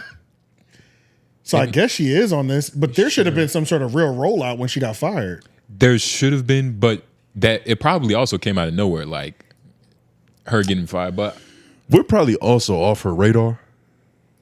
Like, I feel like I only see Joy Taylor shit when it involves ESPN directly. Well, she has to like pivot now. Skip Bayless or some shit. I mean, I didn't know what Joy Taylor was until she got invited to Joe Budden podcast. Yeah. I didn't know she existed in this world. Yeah. So like, she was an it to you. Yeah, she was nothing. I didn't know this human existed. Well, we talked about her scandal at FS1, I think. Yeah, but that's when you find out. Oh, okay, yeah. She had to enter into the world though. Like, but she was like heavy on sports at first, But that's but now just 'cause I she's don't having to watch talk sports about like media and shit. Yeah. You know what I mean? Like she has to completely pivot what she talks about, because she's not going to be talking about like, you know, how many points Shay got. I doubt it. She could, and she probably should, because she's not committed to it like Stephen A. She might be, because she was one of the only female pundits that had a seat at the table. Like most of the women that are there are like segue, but she was there like, yo, this is actually my opinion too. She wasn't banging nobody there. That was another one. I thought that was the whole thing. That's what's alleged. Oh, okay. That's what's alleged, and she was banging two Pretty people. sure Jason Whitlock Her fucking pussy's on believes that predator. shit. Her pussy's on trial where she was. And using in the it. interview pussy's with on her Cam, resume. she was talking about Cam had asked. She was saying something like, "Yeah, you know, you have to deal with racism in the sports media. You have to deal with so many things." And woody woo whoop. And immediately after, she kind of like became a hypocrite because she benefits from racism. I mean, I'm pretty sure the white dude sexism. Yeah, sexism and racism, misogyny, all that stuff. Right. Light-skinnism. Yeah. Colorism. Pretty plague, Cam called it. Pretty privilege, pretty plague. The pretty plague. Same thing, yeah. Yeah, it's the curse and the blessing. Has she dropped the OnlyFans yet? Not yet. Because, I mean, let's just get to it. You know what I'm saying? If you don't want to launch a YouTube show, let's get the OnlyFans going. Yeah, have her butt ass naked playing every sport. Y'all seen that tennis player? There's like a tennis player. She's active, I think. She started on OnlyFans and then charging people $1,000 to go on a date. You talking about the Olympian?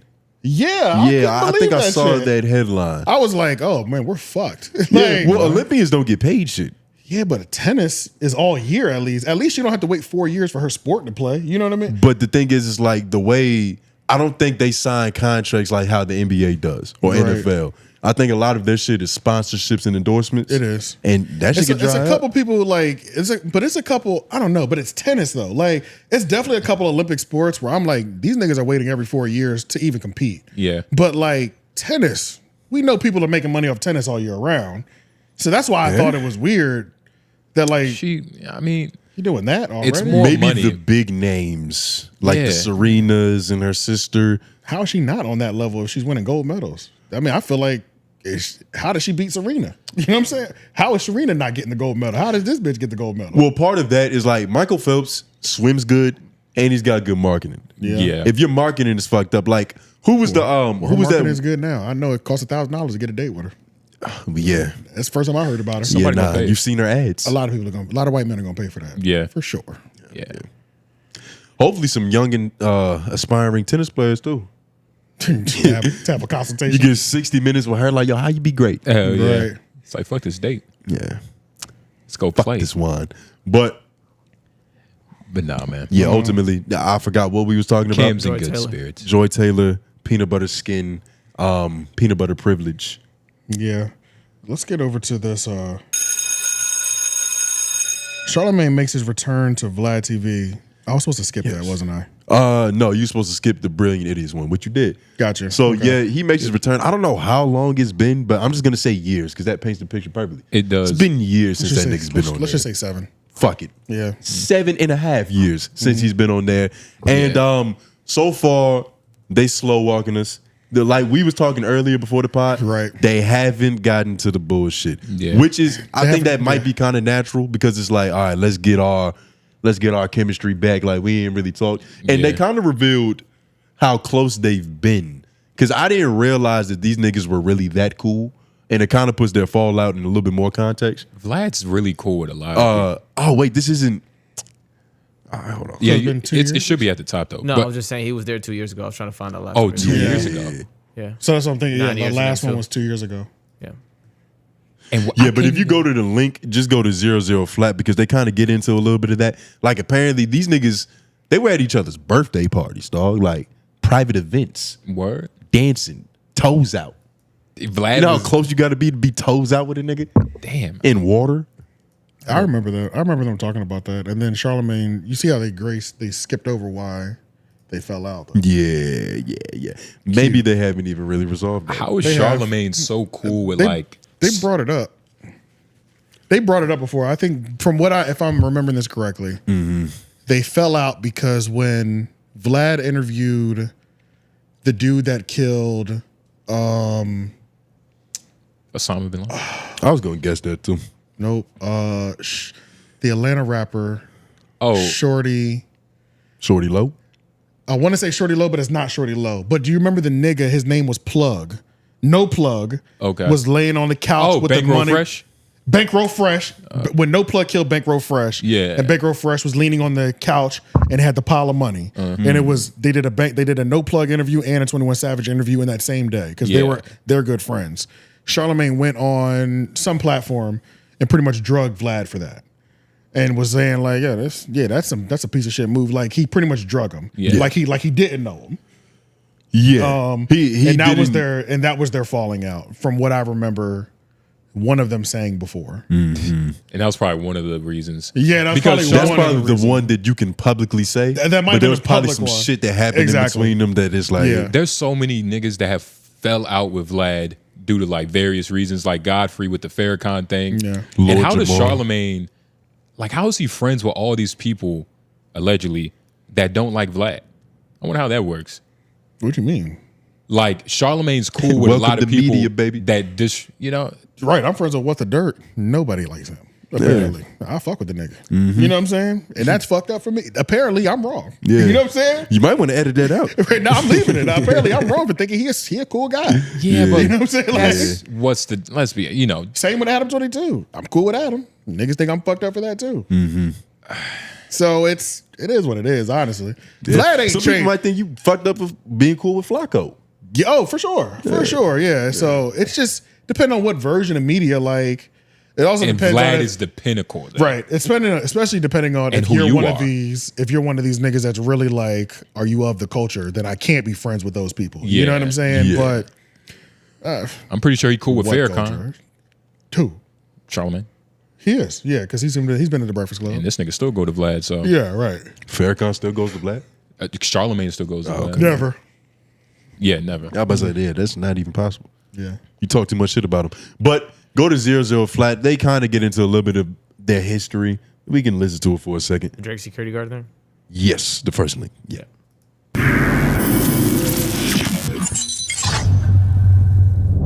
All right, here we go. The mighty return of Charlamagne. Back on Vlad TV. What's up, my brother? How are you, man? I'm good, man. You're my original repeat guest.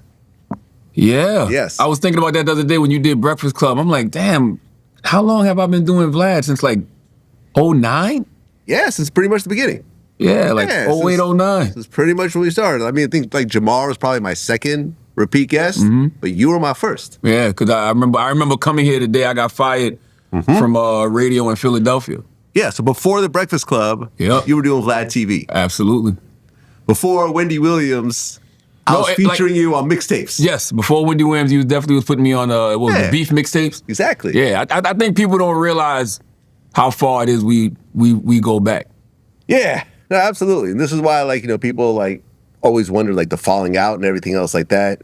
That was based on some comments you made about me on the Joe Budden show. And I remember it really hurt me. You know what I'm saying? Because it was like, this wasn't just professional. It was like we were actually friends. We had celebrated a birthday together. I think A few times. Yeah. A few times. Yeah, man.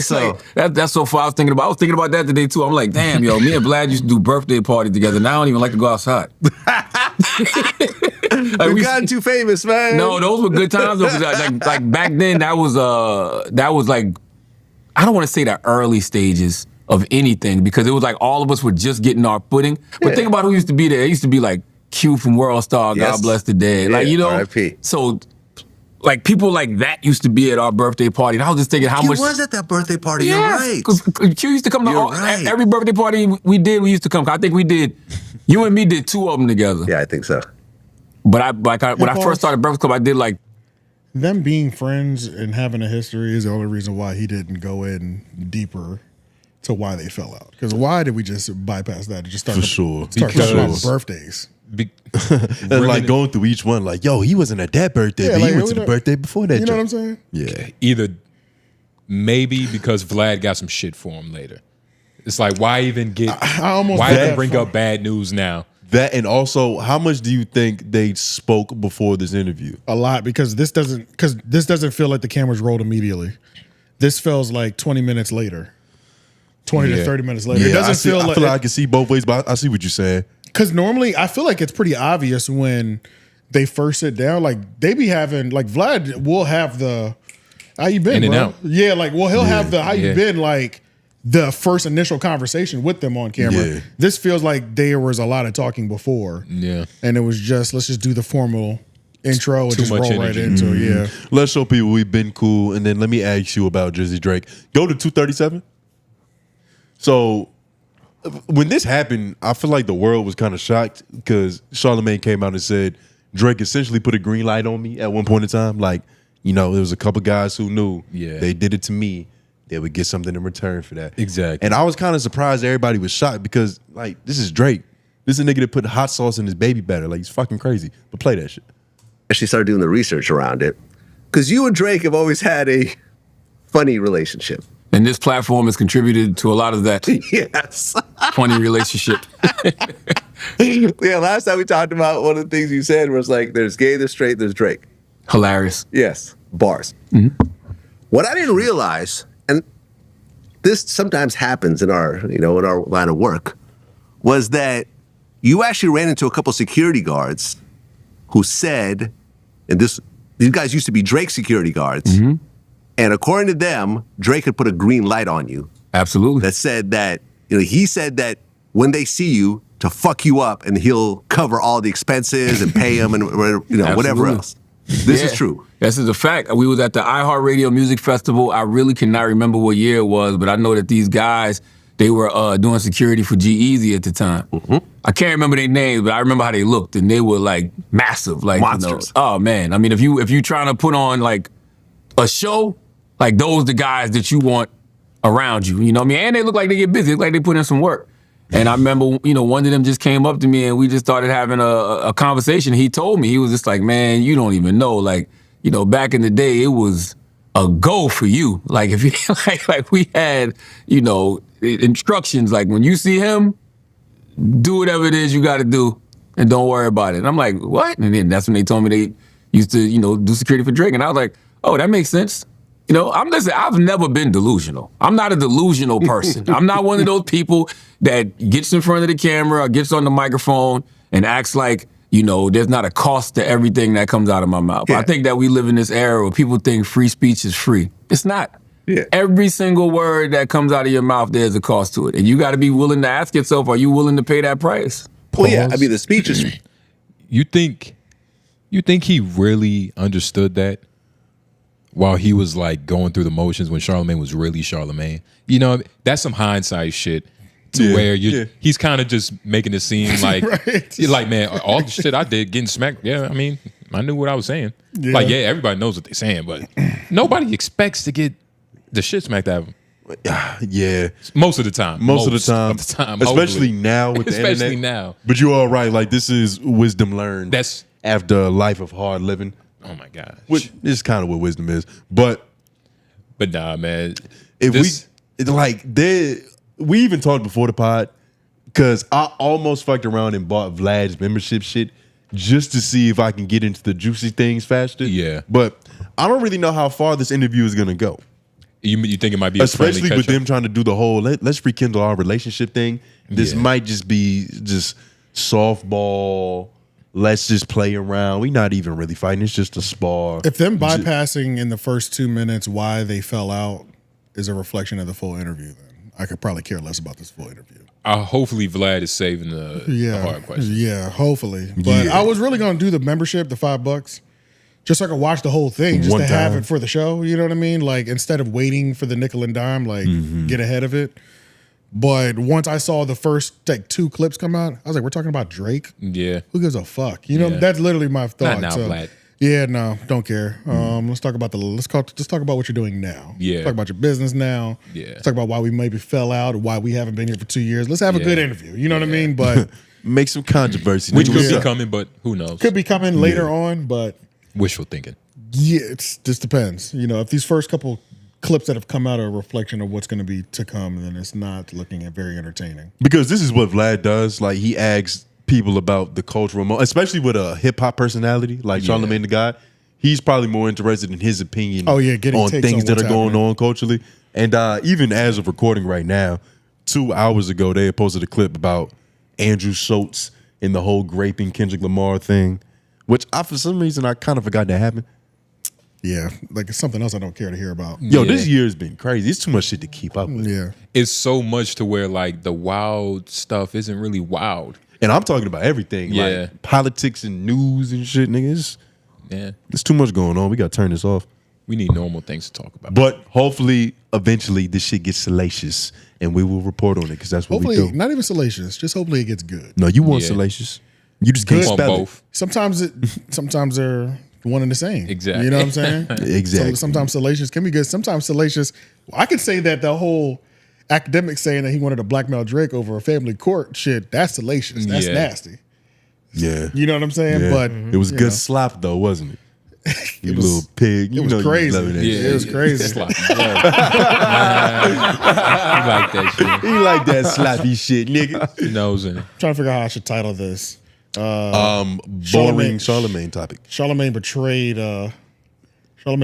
Vlad, and they had a 2-year fallout. Or something like that, maybe. Nigga, Betrayed I Vlad. gotta go there. I gotta figure something out. Just put betrayal and let the audience figure it out. Like, damn, Yeah. I wonder who's wrong. Yeah, I put betrayal in the put betrayal as the word. Yeah. For the thumbnail. Liar. Yeah. Snake. I love a good liar. Yeah, there's another clip where you are a good liar too. There's another clip where he talks about like some of his comments led Angela Yee and DJ Envy to get impressed. It was like soft pressing though. It was more like what happened was Drake pulled up on them somewhere and was like, "Yo, where's the third musketeer?" A Drake diss. Yeah, and they was like, "He's not here," and Drake was like, "Oh, okay." And he fucking floated off. Which is it's atypical. Yeah, it's typical. There's not much there, But it's not no real man. You want some real beef? Yo, hit the bell, man. Yeah, let's talk about some real beef, man. Go up, Lauren. Yeah. I got you. So Katt Williams is a fake nigga. We were all wrong. So Ali Sadiq, I'm pretty sure he's dropping a special because he's been going everywhere. He went to Godfrey's podcast. Shout out to Godfrey. Went to the Breakfast He Club. went to the Breakfast Club. Yeah, and he also went to a couple niche comedians podcasts. Shout out to them too. But regardless, He's making those rounds. He's though. making those rounds. Yeah. And really shout out to Ali because he's not going to Netflix. Like this is all Off of this is him, all for him to YouTube? go to the YouTube Oh, and like fire. Okay. you know Okay. him actually selling it. 100% self-produced or whatever. Dude, but did he have the opportunity to turn Netflix down? Let's be honest. Let's assume and go to the second link, Lauren. What would you but like let's to assume? assume. Well, because who Ali cares? Sadiq, But it does matter in his point. Well, to where if you never had a chance to be on Netflix, then you don't get credit for being a real nigga and doing it on YouTube. but it's almost when Schultz first got his Netflix deal, right? Yeah, nobody would offer him anything. He should have been had it. Yeah. You know what I mean? In terms of his talent? In terms of talent, it's a lot of people that should have a clout. Netflix deal Yeah. that can say they never got the opportunity to turn down YouTube one. never even offered him nothing. But I understand your point. Netflix never offered him nothing? Schultz, nothing. No. They wouldn't give him a chance, which is why he went to Originally, YouTube. that's why he Yeah. sold that one special and then put it out on YouTube a couple weeks ago. I get your point, but it doesn't work. You know for what I like, mean? It doesn't work for good comedians. Ali is a great comedian Because we like them. and because he doesn't lie. So Katt Williams, remember the whole Katt Williams went on 7 p.m. Mello was talking that, yo, I want to be the podcast that straightens stuff up. Yeah. And, Katt Williams told his truth of Ali just being a weird nigga, having weird management rules with the clubs, and he was just all up in his business. Ali is very upset about that. And for those of you that forgot, he's a prison nigga. So I was just about to say they that hold honor and dignity. honor and their word is everything. Yeah. somebody might die. Let's hit play. Question, you said you don't want to talk about it much. What has the conversation that Katt Williams is having done to you? Because you're still successful in booking all the shows and making all the money. So, like, what does him clearing up anything do for you? It's not about him clearing up. It's about the lie that's being told on you. So wasn't the conversation that you had a contract with the club, which is how you were opening for him? See, you saying that's the that's the lie. You saying? I don't even know the story. So the story.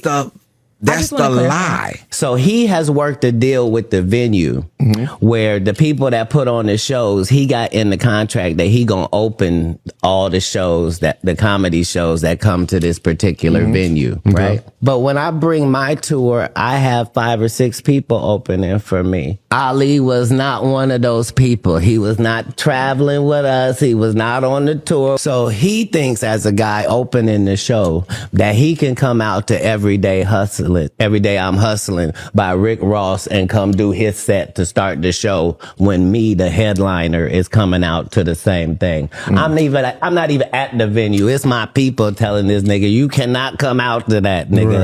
It's Katt show. And he's telling the comedians, y'all ain't gonna be able to follow me. I come to do 30 minutes and I'm gonna kill. And I've never had a contract with no venue to open up. That's why you will never find another comic that said, oh, he opened up for me at the Reliant Arena. I've never even opened up for nobody there. So the lie is he had a contract with the venue. That's why he was there. At first I wasn't on the other version. I wasn't even on the show. So now I'm on the show. But it's because of this. Then it's the lie is I walked into the green room and told his whole crew I'm doing 30 minutes and none of y'all can follow me. You talking about niggas who don't even talk to nobody at the shows.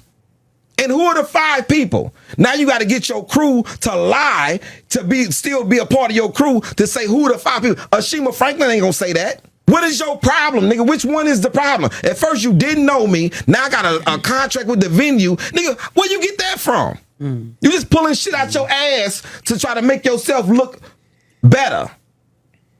Because you don't want that ass whooping that I asked you for. Because, nigga, I don't even understand. Then you said you put me out of the club. You didn't put me out of shit. I walked out to get my partner Ghetto, and they wouldn't let me back in. But I performed. It's getting good. Yeah, keep going. For 2 nights. That's the confusing part. But if I had a contract with the venue, wouldn't the venue pay me? And let you back in. And let me back in. Why wouldn't I just be there and say, Ralph, come open this door? did you really not cash the check Katt gave you? Man, I threw that shit in the trash. How much was it? $1,500. That's a lot of money, man. That's a stimmy. It wasn't a lot of money for me. Damn. I was only there because I was asked to be there. If I wasn't asked to be there, I would have never came there. So pause. Katt Williams, real quick. Katt Williams is like, there's a story about him where like you can be doing so good, but one lie can set all your truths back. You know what I mean? Because how do you go on Shannon Sharp's show and like say the realest shit ever, but allegedly lie about this? It's a really like change of character. But Lauren, please go to that first video. I don't think it's necessary. I think they're both doing the same thing. They're either both lying or they're both telling the truth. And if you listen closely, they're telling the same story, but they always ignore what started the story. You go to 0. Katt Williams was mad because the nigga was coming out to the same Rick Ross song. Allegedly. Ali was like, nigga, that doesn't even sound like me, which I kind of... Well, he said that about what he said about the going into the green room and being like, yo, this nigga scared to follow me. He said that about that, but he didn't even address the song. He didn't address the song, but I'm going to assume that was some malarkey too. But even how Godfrey brings it up. Now, you know, Charlamagne bringing it up, that's one thing, you know, he kind of has to, right? Like... it was Lauren that brought it up. Oh, it was Lauren that... Oh, excuse me. That even makes more sense. But Godfrey, for some reason, the way he brought it up, it just seemed like it was with a purpose of getting this response. This hit play. I heard your beef is squashed. Beef with who? Katt. Who said that? Someone said, ask about the Beaver Squad. That's what I heard. No, I said fuck it because you know, nigga, I don't give him no airplay. I said fuck it. I thought I was like, oh, that's great. I left it alone because it doesn't warrant. It's not, I wouldn't get, like my boy keeps saying, you're not gonna get no points for that. It's not even worth my time. Pause. Go to 256. So Godfrey brings it up like, I don't know, like I'm just asking. The nigga told me that. I don't know. So I was like, all right, that's kind of some fake ass shit. But Godfrey, he keeps talking, and like we said, this is all in the same day. If we didn't say that before, he's wearing the same outfit. So he was just on a media run all day. Do you know what happened first? Breakfast Club. So he's a little bit drunk by this time. So just keep that in mind. But just hit play. Cause I'm gonna tell you what I said. Pause. Yo, Willie. Go back. My apologies. So what this is, right? Apparently there was a meeting, right? You know how in the first video he was like, you didn't want to fight. They were supposed to fight or talk it out. Willie D set up the meeting, but something happened. Of course, Willie D. Of course, Willie D did that. So Katt called Willie D. Willie D called Ali. And they were going to set it up, but Ali said this. Then why didn't the meeting happen? I was on my way to the meeting. I get a phone call say, "Oh, he got to run out of town real quick, X, Y, and Z." Nigga, so if you wasn't calling to apologize, what was you calling for? Because I'm gonna tell you what I said. Yo, Willie D, hey, I'll come to the meeting. If the nigga want peace, we good. Right. But if it's any type of funny business, nigga, I'm gonna fucking kill everybody there. And Willie said, yo, Lee, I wouldn't let no shit like that happen, bro. If something jump off, I put myself in harm's way. And I said, Willie D, I appreciate you, fam. But it's no need, because nigga, I am harm's way. Oh, shit. That's what was said. And then the fucking meeting the next day was canceled. Cause I'ma show up. I'm fucking for sure coming. Yeah. But if you try any type of goofy shit, we gonna see where the fucking rubber meets the road. Pause. I love that. The rubber meets the road. He's an old nigga. I love that. Old as shit. We gonna find out. But so I am harm's way. I ain't never heard that before. Yeah, that's biblical. That's different. I am harm's way, nigga. Has anybody seen him hurt somebody? A nigga who I'm the way to harm, nigga. A nigga who like the only solution is I have to put my hands on you. They talk different. You get what I'm saying? It's And that's when the you thing. cross They're that line. spiritual. And Katt, it doesn't matter what negotiation, what middleman. There's no OGs in this. I have to put my hands on that nigga over there. And Minds have been made up. Yeah. and it's not going to end like Raja Rampage. Is certain people that is just like, man, like they're just animals in nature. Like, but regardless, go to like 450 because he keeps talking more shit. And as this is developing, like you're starting to have the ideas, and this was me watching the video, I'm saying, like I'm starting to have the idea that like, yo, like maybe Katt Williams like fucking lied on this nigga. Like Katt Williams probably is a whole ass nigga. Before we keep listening, I want to talk about the Breakfast Club joint. Yeah. When he was on Breakfast Club, nigga, he flashed out on the Breakfast Club. And that shit was great. I've never seen him yell like that. I've never seen him like, after I was watching that Breakfast Club, I don't care who started it no more. I knew that nigga in that moment was telling the truth. Yeah. That was not a lying nigga. Like, that was not a lying. It's not a lying. No. I think they're both lying. I don't know. Hell no. I don't trust either one. Ali's not lying, dog. That shit felt real. They're both purposely ignoring specific details. It sounds like they both might be missing information from the other side. That's what I'm trying to say, Lauren. It's like there's certain details that are not overlapping. And go to in the 820, story. Lauren. My bad. I don't even care who's wrong or right in this thing anymore. Well, now we have to care. For truth, AJ. For truth, goddammit. Katt Williams is probably lying. No truth. But that's the thing. The lie. My name is Harm's Way this episode. Yeah, Harm's Way. The lie happened years ago. Like Katt Williams, like he lied when he said, the nigga was probably trying to come out to my music. I think he lied about that. You like, think? I think he lied when he said Ali was trying to come out to my song. This nigga, like, come on. after hearing what Ali said, you have to kind of think that. Because it's like, why? Well, I remember when we first covered that. I remember when we first covered that 7 p.m. in Brooklyn thing, and was pretty much on the wrong side of the coin, where I was like, well, Ali is wrong. Long story short, nobody believes Katt, because I remember we were on the wrong side of the coin, apparently, the last time we covered this. Really? Yeah. So Katt was lying, and we didn't know that we were being lied to. Yeah. And we didn't know. Yeah. And until until next week when it comes out that Ali lied. I don't even know when I'm.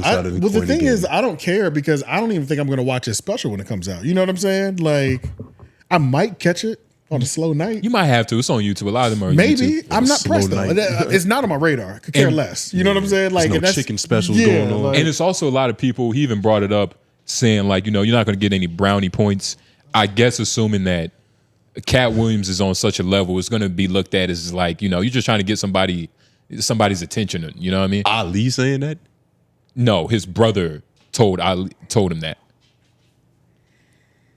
That Katt Williams isn't you don't a get worthy no brownie opponent. points for beating up the nigga that's a foot shorter than you. Okay, yeah, for sure. Pretty much is what he's saying. But Katt Williams got beat up by an 8th grader.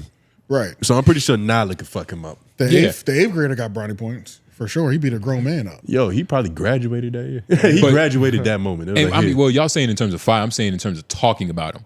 Like, talking about a person that's bigger than you, it can be looked at as like, you're just trying to punch up. Like what everybody says about us. You're just trying to get like niggas that's bigger than you's attention. So it's, and on top of the fighting. Right, so it's a lose-lose on all sides. Right. Because you for get what I'm Katt saying? to strike back, he would have to punch down. I'm saying Katt doesn't have to punch because he's so high. But Katt does punch because he's cracking. And when he does, it looks worse because he's so high. It's because he's so high. But so, you know, it's a tricky situation to be in, but Ali has to tell his truth, and he's going to say it with his heart on his chest. Let's hear it. That shit surgically fixed. I had to hide that from my mother, pay the bread to get it fixed, and then I'm on the hunt for this nigga after that. So I don't got time to be playing with no person who's nigga, you play the character. You got a bunch of niggas around you. That's a safe space.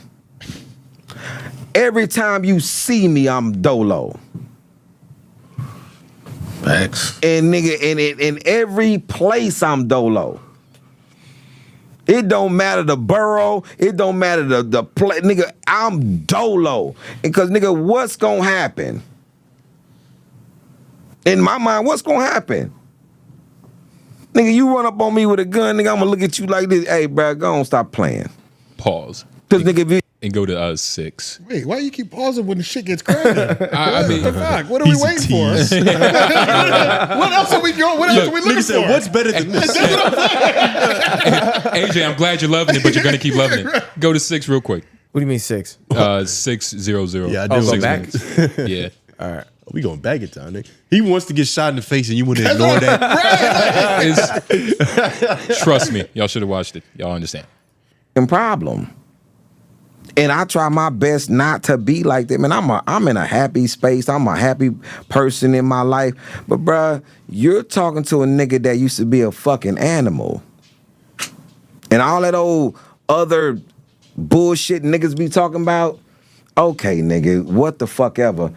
You go back and niggas say, hey man, this nigga, when this nigga was 14, 15, 16, 17, 18, went to prison 4 days after he turned 19, this nigga in prison for 6 years, don't come home to 25. You think this nigga, you with no L's. With no L's. Niggas is like, yo, do you think that this nigga, if you just listen to Quincy, if you listen to the story about me about to kill a CO, Mitchell, I wasn't fucking playing with Mitchell. And he knew I wasn't playing with it. That nigga Quincy know I wasn't playing with him. You hit me at 15, I shot you at 18. I saw you again, nigga, in prison, hit your ass in the head again. And then when I saw your ass when I was 40-something, nigga, I was about to run your ass over, but you was already on a walker. Like, nigga, I'm like, yo, nigga. Okay, this is the type of nigga we're dealing with. So you understand, like, there's probably not you don't play with these type of niggas. But there's probably not too many lies coming out of his mouth. Like, you can see that. You get what I'm saying? I saw that in the Breakfast Club. In order to speak this aggressively, you have to be telling the truth. You have to be telling because the truth. this shit would have been you live because you're in a debunked by walker now. right now. This nigga saying, that's sorry mercy you to had- him. Yeah. The nigga's already crippled. I won't fuck with you. Did you like hear what he said? Like, we might have to go back 10 seconds. He's like, I saw you at 14, stabbed you at 15. Sorry, he said sorry. Shot you at 18. Shot you at 18. Shot you at- hit you in jail. Yeah. And then would have hit you again at 40 if you weren't on a walker. And if you wasn't on a wall. Mitchell and Quincy. And then that's one person. And then that's just Mitchell. And then he then goes to he then goes to say like, because somebody had asked him like, yo, I remember hearing that joke, like that shit was so funny. He was like, bruh, I tell people I don't tell jokes. Like I tell life. I tell stories. Like this shit is real. You know what I mean? But Katt Williams, please apologize to Ali because if this nigga sees you, it's probably gonna be bad. And I don't think Ali's every time. Ali's accepted where he's at in life. He's happy with all the bitches he's got to fuck since being out. He has no problem going back. Yeah, who's that lovely lady right beside him? That's Eva Adams. She's a comedian. Dope. Eva Adams or something like that. Something like that. But she's kind of funny. Yeah. But nah, man. Katt Williams is a liar. How old is Ali? Huh? How old is Ali Sadiq? I can find out. Man, about 50. Yeah, I think 50s? Yeah, I want to say I think he is in 56. his 50s. Do you think he could keep up that level of violence right now? Yeah, absolutely. Yep. With the he's 58. The way he's talking, yeah, he's fucking. There's nothing stopping I mean, this he nigga. doesn't He's look like Michael Myers. He doesn't look decrepit either. You know what I'm saying? Like he doesn't look like a bad 58. He don't look like a athletic 58. Yeah, Yeah, but he just looks 58. Oh no, that's somebody else. There's niggas about to be 58 that look way worse though. Well, You I know what I'm don't saying? know Like if he he's look bad. like he can still run. Like he looks like he can. He look like he can run still. Like he looks like he go to Planet Fitness. He 2 has days a week. He has the fast twitch muscles that like prisoners need, which is very fast because you're in a small place. It's like, all in the wrist. It's all But nah, man, it's unfortunate. But Godfrey kind of a hoe ass nigga asking him like that. Godfrey's curiosity gets him to a lot of shit. Yes. You really think the way he asked was bad? Yes. It was because tongue-in-cheek. either you're gonna it was tongue in cheek. Either you're gonna it's be funny. like, look, I just want to know. Heard you're not beefing with that nigga no more. Is that true? It's a cool That's way to funny. trick a nigga into talking about something that he's probably spoke about all fucking day. And then Right, yeah. and then he says, I don't know, somebody just told me that. Like, come on. That dog. shit's funny. It's not funny, but it's also not real. Understand? Yeah. But that's just the whole point. I mean, Godfrey could do better. Oh, and he's a 51, fellow by the way. comedian. 51. Okay. 51. Yeah, he I could knew I had definitely the whoop a wrong. nigga's Yeah, ass. I knew I had the wrong thing. Yeah. He could definitely whoop a nigga's ass still. His name's Yo, zoom in on him in that yellow sweater. Any nigga that put that on will beat you to death, nigga. Yeah. You can see it in his eyes. Yeah. It's funny how like he probably can't run as fast as Katt, but he could kill the shit out this nigga. Nigga, Yeah, Katt's Katt not does run getting fast away as from fuck, him. yeah. Yeah, that is Katt's thing though. He's got crackhead He speed. got crazy. So Yeah. regardless, man, black beef is bad in general, unless it's about a nigga lying to you, lying on you. Sorry. Then sometimes you kind of have to put your foot down Facts. in the nigga's throat. Again. I knew you was guy. You just spoke to the spirit of him, Oh my god! I guess I ain't shit either. We all thinking it. Yeah. Somebody got to say it. You gave him too much confidence. You gave him too much Somebody got to confidence. say it. Nah, nigga. He was waiting on you. Tell him what happened. Somebody got to say. All right. So on the most recent episode of the Bray Idiots, I keep wanting to say Nala Simone, but it wasn't Nala. It was Lauren. Lauren Learn LaRosa your was black on women. there. Yeah, Lauren LaRosa was on there, and you were saying it wasn't as bad. The podcast, yeah, because normally when people are filling in for shows, it's like I don't know if it's pretty bad normally. personal bias, but that should be sucking, When and it's especially when it's Nala Simone. Yeah, And I think it's because like and Glass and Malone. if you're a punter on a football team, we shouldn't count on you to catch the ball too. Yeah. Just kick that motherfucker. That's what you do. Sometimes we rely on that punter to make that tackle, that final tackle. Though. Yeah. Sometimes it comes in clutch. But that's because nobody else is available. Right, Everybody got yeah. CTE or something. One of the conversations they had on there, though, was about the top 44 list that Hollywood Reporter put out. We also put a video out talking about it. Yeah. And it's on YouTube right now. I'll link it over there so that y'all, or I'll put it in the description as well, too, so y'all can watch our breakdown of it. And Charlamagne had some choice words for the JBP's coverage of the list. Yes. Calling them idiots, specifically Parks and Mel. About how they don't know anything about podcasting, even though they were on the list. He was kind of talking sad about them, like it's like, how dare you not know? Yeah, how dare you not? How dare you not know the business that you're in? You don't even know why you're successful. Yeah, but it also seems like when that list dropped, everybody was confused. That's what these lists are for. Yeah, they're supposed to cause mass confusion and just chatter. But no, well, they're It didn't still seem that different. confusing though. I don't know. I didn't see the mass confusion. Whenever a list drops and your person isn't first, just in terms of that, Depending on where you were ranked at, you might have been confused. You know. Yeah, like the Flagrant fan base was probably disgusted Like because he was last. at 44. He was last, right? Nobody He was last, mad at Jason Bateman, but Yeah, so let's hear what Charlamagne take these shots at Parks and Mel, even though it's the whole JBP cast as a whole, because they were all having that conversation together, but them specifically. About the top 44 most powerful people in podcasting. Oh, you. They were talking about you. Well, they were talking about the top. They were talking about the top 40. They were talking about you. No, the Hollywood Reporter, which they've done for the last 4 years. I've been on it 3 of the last 4 years. I wasn't on it the first year. I've been on it the last 3 years. This is the first time I've ever been on it as an executive. Before I was on it as a talent. But they were talking about the top 44 most powerful people in podcasting. And first of all, a lot of people don't know what they're talking about because they act like it's a ranked thing. It's not a ranked thing. Like it's not 1 through 44. It's just lists. It's just a list. It's like a list. It's a list. So you have your talent section, you have your executive section, you have a few agents, and then for some reason they had Andrew Schultz as a talent after all the agents and everybody else, after the agents and executives. But I was watching somebody and they were saying that there was numbers when it's not numbers. And they was like, Joe Rogan's number 17. And then somebody in the room goes, well, his videos don't really go as viral as they used to. That's crazy. And I'm like, you don't even know what podcasting is about. Yeah. You made that statement. You clearly don't even know what podcasting is about. Is if you're saying Joe Rogan's video, first of all, I see Joe Rogan videos all across my timeline, all the motherfucking time. That's number one. But number two, go look at his audio download numbers and then get back to me. See, but I That's it. didn't know that though until I started talking to you about Pause. podcasting.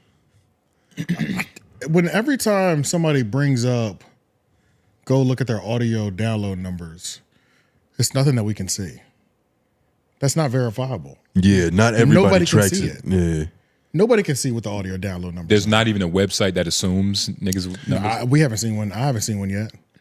And there's been moments when, like, for weeks, I'm looking on how do you track somebody's audio downloads. There's certain websites that'll have certain metrics, but it's certain platforms like Spotify. They ain't telling you shit. no. Apple Music. Music-wise, they will.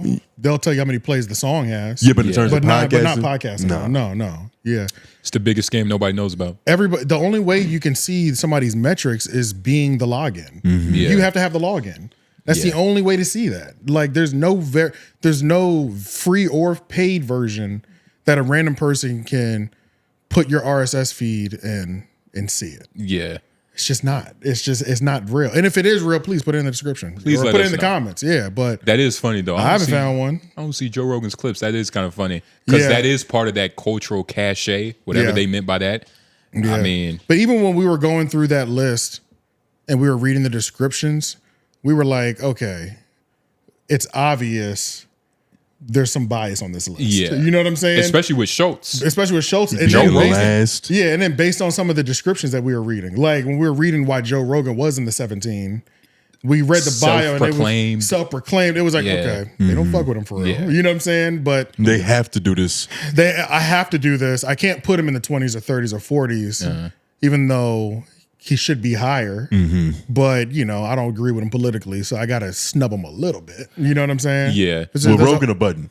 Rogan. Okay. Yeah, with Rogan. And who had made that statement of not seeing Joe Rogan's clips. You said it was somebody on the JBP. It's almost sounded like I can't remember. It was I forgot. Sounds like some it info almost shit. sounded like Mark or somebody. I can't remember. Not Mark. Yeah, it almost sounded like Mark. Could be. Not sure. But let's just say, like, you know, they weren't being funny. And they were dead serious? Yeah, like, let's just say they weren't being funny. Because you see what your algorithm is geared towards. If you don't watch them, you're not going to see it. Yeah. You know what I'm saying? Doesn't mean that they fell off or niggas is not that's just what it popping. comes down to. Like, and it's kind of ignorant. Yeah. Very ignorant. To say Especially that. if, depending on who said it, I literally forgot. But depending on who said it. Yeah. If Park said some shit like that, yeah, you know, right, JBP might be on the downfall. But, you know, off that Ish. one statement. Yeah, but Ish said it, you know. Yeah, he's just there to get. That's what Ish says. He's just there anyway. Nigga, he begs money. So everything's contextual, but yeah. So, and then he was also saying that they didn't rank these lists.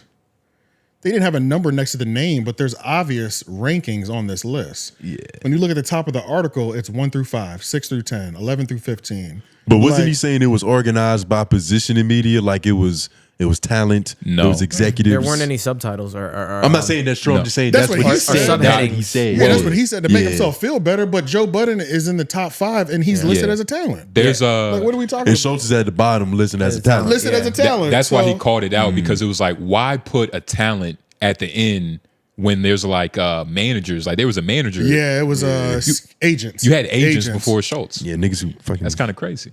I don't know. He's not in denial. He's coping for where his position on the list. Don't do that. He's That's not. that's what's happening. You think so? Yeah. You think? I understand. Before I say this, I get what you're saying. Right. But like, if you think Charlamagne cares about this? Yep. You know why he cares about it? Because he brought it up. He brought it up. The Joe Budden podcast talking about it. I think he might care about their ignorance on it. But No, is he doesn't the actual ranking on the list? He cares. His ignorance, No, their no. ignorance on it in relation to ranking because he's ranked low. Right. Charlamagne cares about these lists. Let's not get it fucked up. Now, a black list, a hip hop list, he don't care about. I see. That was where I was going to say. Like he probably cares about the black list. No. He doesn't care about the black list. He cares about these lists. He wants the white list. He wants the white list. Yeah. He want to be ranks amongst these folks. It's easier to read the ink. Yeah. So he don't give a fuck about no complex list. He can be 15 in complex list, and I don't think he doesn't really care. Yeah. Like he knows that'll be a great moment for us to, not just us, but like YouTubers are gonna Charlamagne knocked out of the top 10. Yeah, he'll care that niggas are making those videos. Yeah. But he doesn't. I don't believe he truly would care if he was actually ranked 15 on the complex. So list. let's say he cares, and let's just say it's on the basis of like just straightforward, like I'm more powerful than Joe Budden. Right. Do you think that's true? In terms, does Charlamagne believe he's more powerful than Joe Budden? I'm saying Is that like what you're asking? I'm saying if that's the basis, let's just say that's the basis he's mad at because we don't Okay, know gotcha. because Okay. it'll start to go off everywhere. Right, okay, So we I have feel to you. choose what he's mad What lane at. we're going in. Okay. So Yeah, where to let's- speculate. Let's say Yeah. he's mad that he's above him. That Joe Budden is ranked above him in terms of power in the podcasting space. Is that true? Joe, that's a good question. Charlamagne probably has more power because he has a larger corporation backing him. Yep. 100%. Yep. So if we're turns in terms of power and that, he's definitely taking that as a slight. So in Charlamagne saying that this list isn't numbered, Right. would that kind of be true? Like he could be telling the truth if like us in this room could just be like, oh, Charlamagne has a black effect, Woody Whoop, he's an executive of this, iHeart, he knows white women. And he's not in the first place or second. Or just in the top 10. In the top Possibly. 10. It kind of makes it seem like the list, it could be like that it's not numbered necessarily. Right. But we also have to remember what the article said that they were ranking them off of. it's different things. Yeah. So it's not just all audio numbers. It wasn't all. Which it wasn't Charlamagne all cares numbers, which he cares about. It's And also because that if cultural- can we go to the article again? Yeah. The first paragraph tells us what they were ranking off of. But how much cultural cachet does Jason Bateman have? I'm gonna call a white woman. I don't even know who that is. The dude from Ozark. For the 4 years I didn't watch straight. that. Can you zoom in so we go? Yeah, I just want to see because it does say on here what they're ranked out of. Deep dive. Oh shit. Chart position, cultural cachet, and Oh, you found it? yeah, it's right here. And deal size. Okay, yeah. Okay, the list, which considers chart position, deal cachet, and cultural cachet. Deal size and cultural cachet. Those are the top 3 things that it's actually listed. That's what it's creating the power from. Right. So okay, you can, in terms of your sliders, Charlamagne's corporate sliders are up. You know what I'm saying? All the way up. Yeah. He was All the way 17, up. right? You said what? Charlamagne was 17. No, he was further than that. He was He like was 20, further. He was in the 20s. Yeah, he was like 26, I think. And what was Somewhere Joe around Budden? 4. Okay. So, but in terms of sliders, we got to base it off of 2K sliders overall percentage. Yeah. Charlamagne will have a high corporate slider. Yeah, but there's other metrics because but you'll the fuck corporate- around and but the see cor- Joe but- Budden in a commercial on TV. That's true. Which is also impact. Which is also impact with the prize picks and shit. Yeah. But then the culture cachet for Joe Budden, especially in the urban space, is maxed out. Exactly. You know what I'm saying? Because he is number 1 in terms of cultural voices. And chart position is pretty high up there too.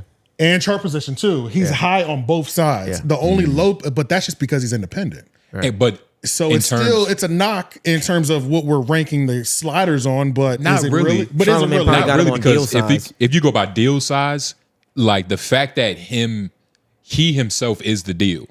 You know what I mean? Like that he's not signed to anybody. right. Talking about So Joe. yeah, Joe Budden. Right. He's kind of maxed out that slider. He is. You Yeah, know what I that's mean? true. Yeah.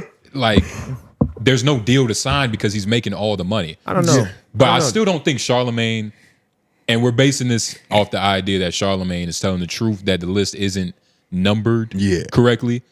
But I think it's clearly numbered. It's especially because I feel like when he was saying they have them broken between executives, agents, and talent, Which like isn't that kind of destroys their number. 'Cause it's not what I mean? true. Because it's just not true because they're scattered. It's all over the place. It does, but does the fact that they themselves call this a tally of on-air talent versus a ranking? I feel like that is like an oddly specific word. A tally. I don't know what you're saying about. What do you mean? Where do That, I that is saying that the position doesn't necessarily matter. We're just marking 44 niggas that are important. That I know you know what what I mean. but that is tally is a really weird word to use. But that's the word you use for this. But I get what you're saying. You know It's a what I mean? strange Yeah. word. It's a smart play though. You trying to be ambiguous and create conversation. Exactly. And why break the list down into 5? You say what it's not, but then you put something there to give people the reason to think that it is, and then Yeah. you create conversation. And then you put the big, and then you put the because- big, it doesn't help that you put the biggest people at the top. And when You you, know do what I'm saying? tallies, you do them in 5s. It's 1, 2, 3, 4, and then you cross, and then you on to the It would next help- one. Yes. it So would it's help- sectioned off as 5s. Yeah, it is. You know what I It mean? is. But it would also help. It would also help them not. It would also help the case of it not being a ranked list if they had subheadings, with the subheadings or the biggest people in the middle, and that's just where they landed on the list. Yeah. like if the what's the nigga's name? The people who were number 1, Jason they're like Bateman. always number 1. I think they've been number 1 like the last 4 years, 2-3 years, or something like that. If they were like number 17 or 5 or you know what I'm saying, then it'd be like, okay, it's obvious not that. But they never move. They never move. That's a great point. You know what I'm saying? It's a lot of good points. Yeah. It's like I don't know who to believe. Like yeah, because if they never leave number 1, then either somebody has like talent. Yeah, all those other two will skip past that talent too. Okay, talent. Yeah. Fuck. That's all good. Still yeah, this I talent. remember we were doing this last time when we Yeah. watched the video. Check the description when we were doing this as well. Andrew For our Huberman. breakdown of this video. Yeah, Andrew Huberman was before Charlamagne. So who knows? What else did he say on here? Michelle Obama. There was some things that he also said as well too that were definitely valid. He bigged up Joe Rogan. Which is easy to do. What he made it sound like. Well, he is above Joe Rogan. When he was saying that podcasting is a audio basis, it definitely is an audio basis. It definitely is an audio medium. That's what he was saying. Yeah. Podcasting is Audio first. It's an audio first medium. Like Spotify, podcasts are still popping on Spotify. Spotify, Apple Podcasts, stuff like that. It's kind of like comparing music videos to actual you going and listening to the song. Yeah. Right. Or buying the album. Yeah. The vinyl. Yeah. But I don't know. Even though that is true, and now because a video is so important, they can be sold separately or they can be lumped together. Yeah. And sold as one package unit. I still have a hard time believing audio listeners are that invested in the audio that they don't want to see the video.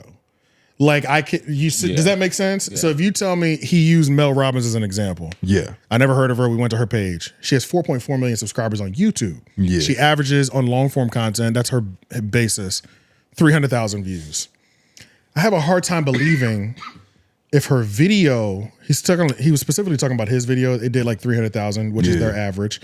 The audio did 9 million. Out of 9 million people, you think only 333,000 people wanted to watch it? It's not the same people. It's different, like, they're two different audiences. Talking 9 Most of my million, though. podcasts that I actually enjoy, I'm not seeing it. I listen to it when I'm on the go. Yeah. And that's a bigger pool of people to pull from because I don't have to sit down and be in front of a screen. I can be running, I can be fucking working, and I can still be listening to it. Right. And so you don't ever go from audio unless it's something oddly specific, like, yo, I got to see what just happened. Right. Yeah. They're two different viewers. And I think the audio viewers, this is the thing. This is why I don't believe it. Because when you are counting, audio isn't actually plays. In audio world, we call them downloads. Yeah. Well, there are plays in audio, but a lot of people intertwine them. Like they'll say downloads. No, it's download is what you write down. Well, like on your downloads is like physically having the podcast on your shit on Apple, but that's not views. They count that though. And that's what I'm saying. They count it as views. And that's what I'm saying. They sometimes intertwine them, but they are two different things. They don't. What I'm saying is they don't intertwine them. In terms of the deal, they're not intertwined. What are your downloads on audio? What are your plays on YouTube? There's no intertwine. When we have these conversations, a lot of times those words get mixed around. Yeah, the words do. We'll use downloads like they are views, but all I'm saying is they're not views. Yeah, they're not. I have Tax Stone's podcast downloaded. I haven't watched it in months. And you're still being counted. Yeah. You're still being counted. And which I'm saying is not a view though. But I get what you mean. Like we're saying the same thing, but it's not actually a view. Because also when you look at, even if I look at our analytics on YouTube, right? We're on Podbean. That's our hosting site. Yeah. Our Podbean hosting site, and then I'll open up the YouTube, not YouTube, sorry. I can't remember what it's called now. The Apple one. Yeah. The Apple one where I can see the back end of Apple, right? Yeah. Those numbers, and Podbean claims, they tell me exactly how many views are specifically coming from Apple. When I look at what is supposed to be coming from Apple and what Apple says, they're very different. Yeah. Every time. Yeah. Every time. Apple is always higher. So I'm like, but then when you like Google, you start doing the research, well, what is Apple counting as a view? A millisecond? They're counting a millisecond. Exactly. You know what I'm saying? They might not count it on the hosting side. Or the replay. Because you can't replay a download. Yeah, and there's even things on the impressions. So when you look at a YouTube's channel, if you're looking at your YouTube analytics, the unique impressions are people that just literally saw it on your device. Yeah. They never click play. They scrolled past it. Those unique impressions is kind of how Apple audio is even being. So when I take that number, it's always going to look better. You know what I'm saying? So it's hard to even.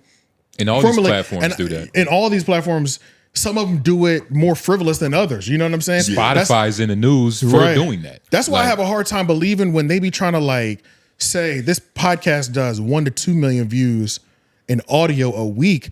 I'm like, why don't I see a higher turnover or percentage? Like, I understand there are two different audiences, especially I think this really depends on when the podcast started.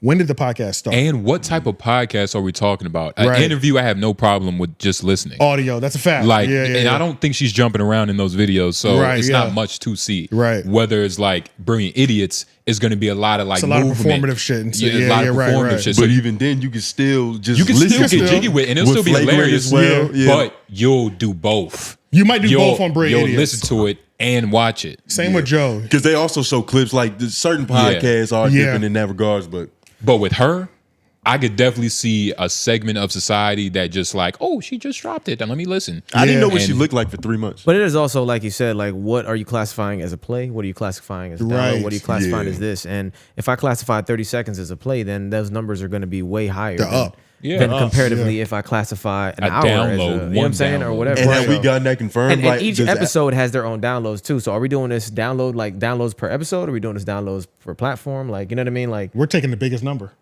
We're taking the biggest number, and just moving it from there. You and know what I'm moving saying? it from there. And selling, we're selling the biggest number. Right. And when you're going audio, you can sell the biggest number. Yeah. Because there's so much confusion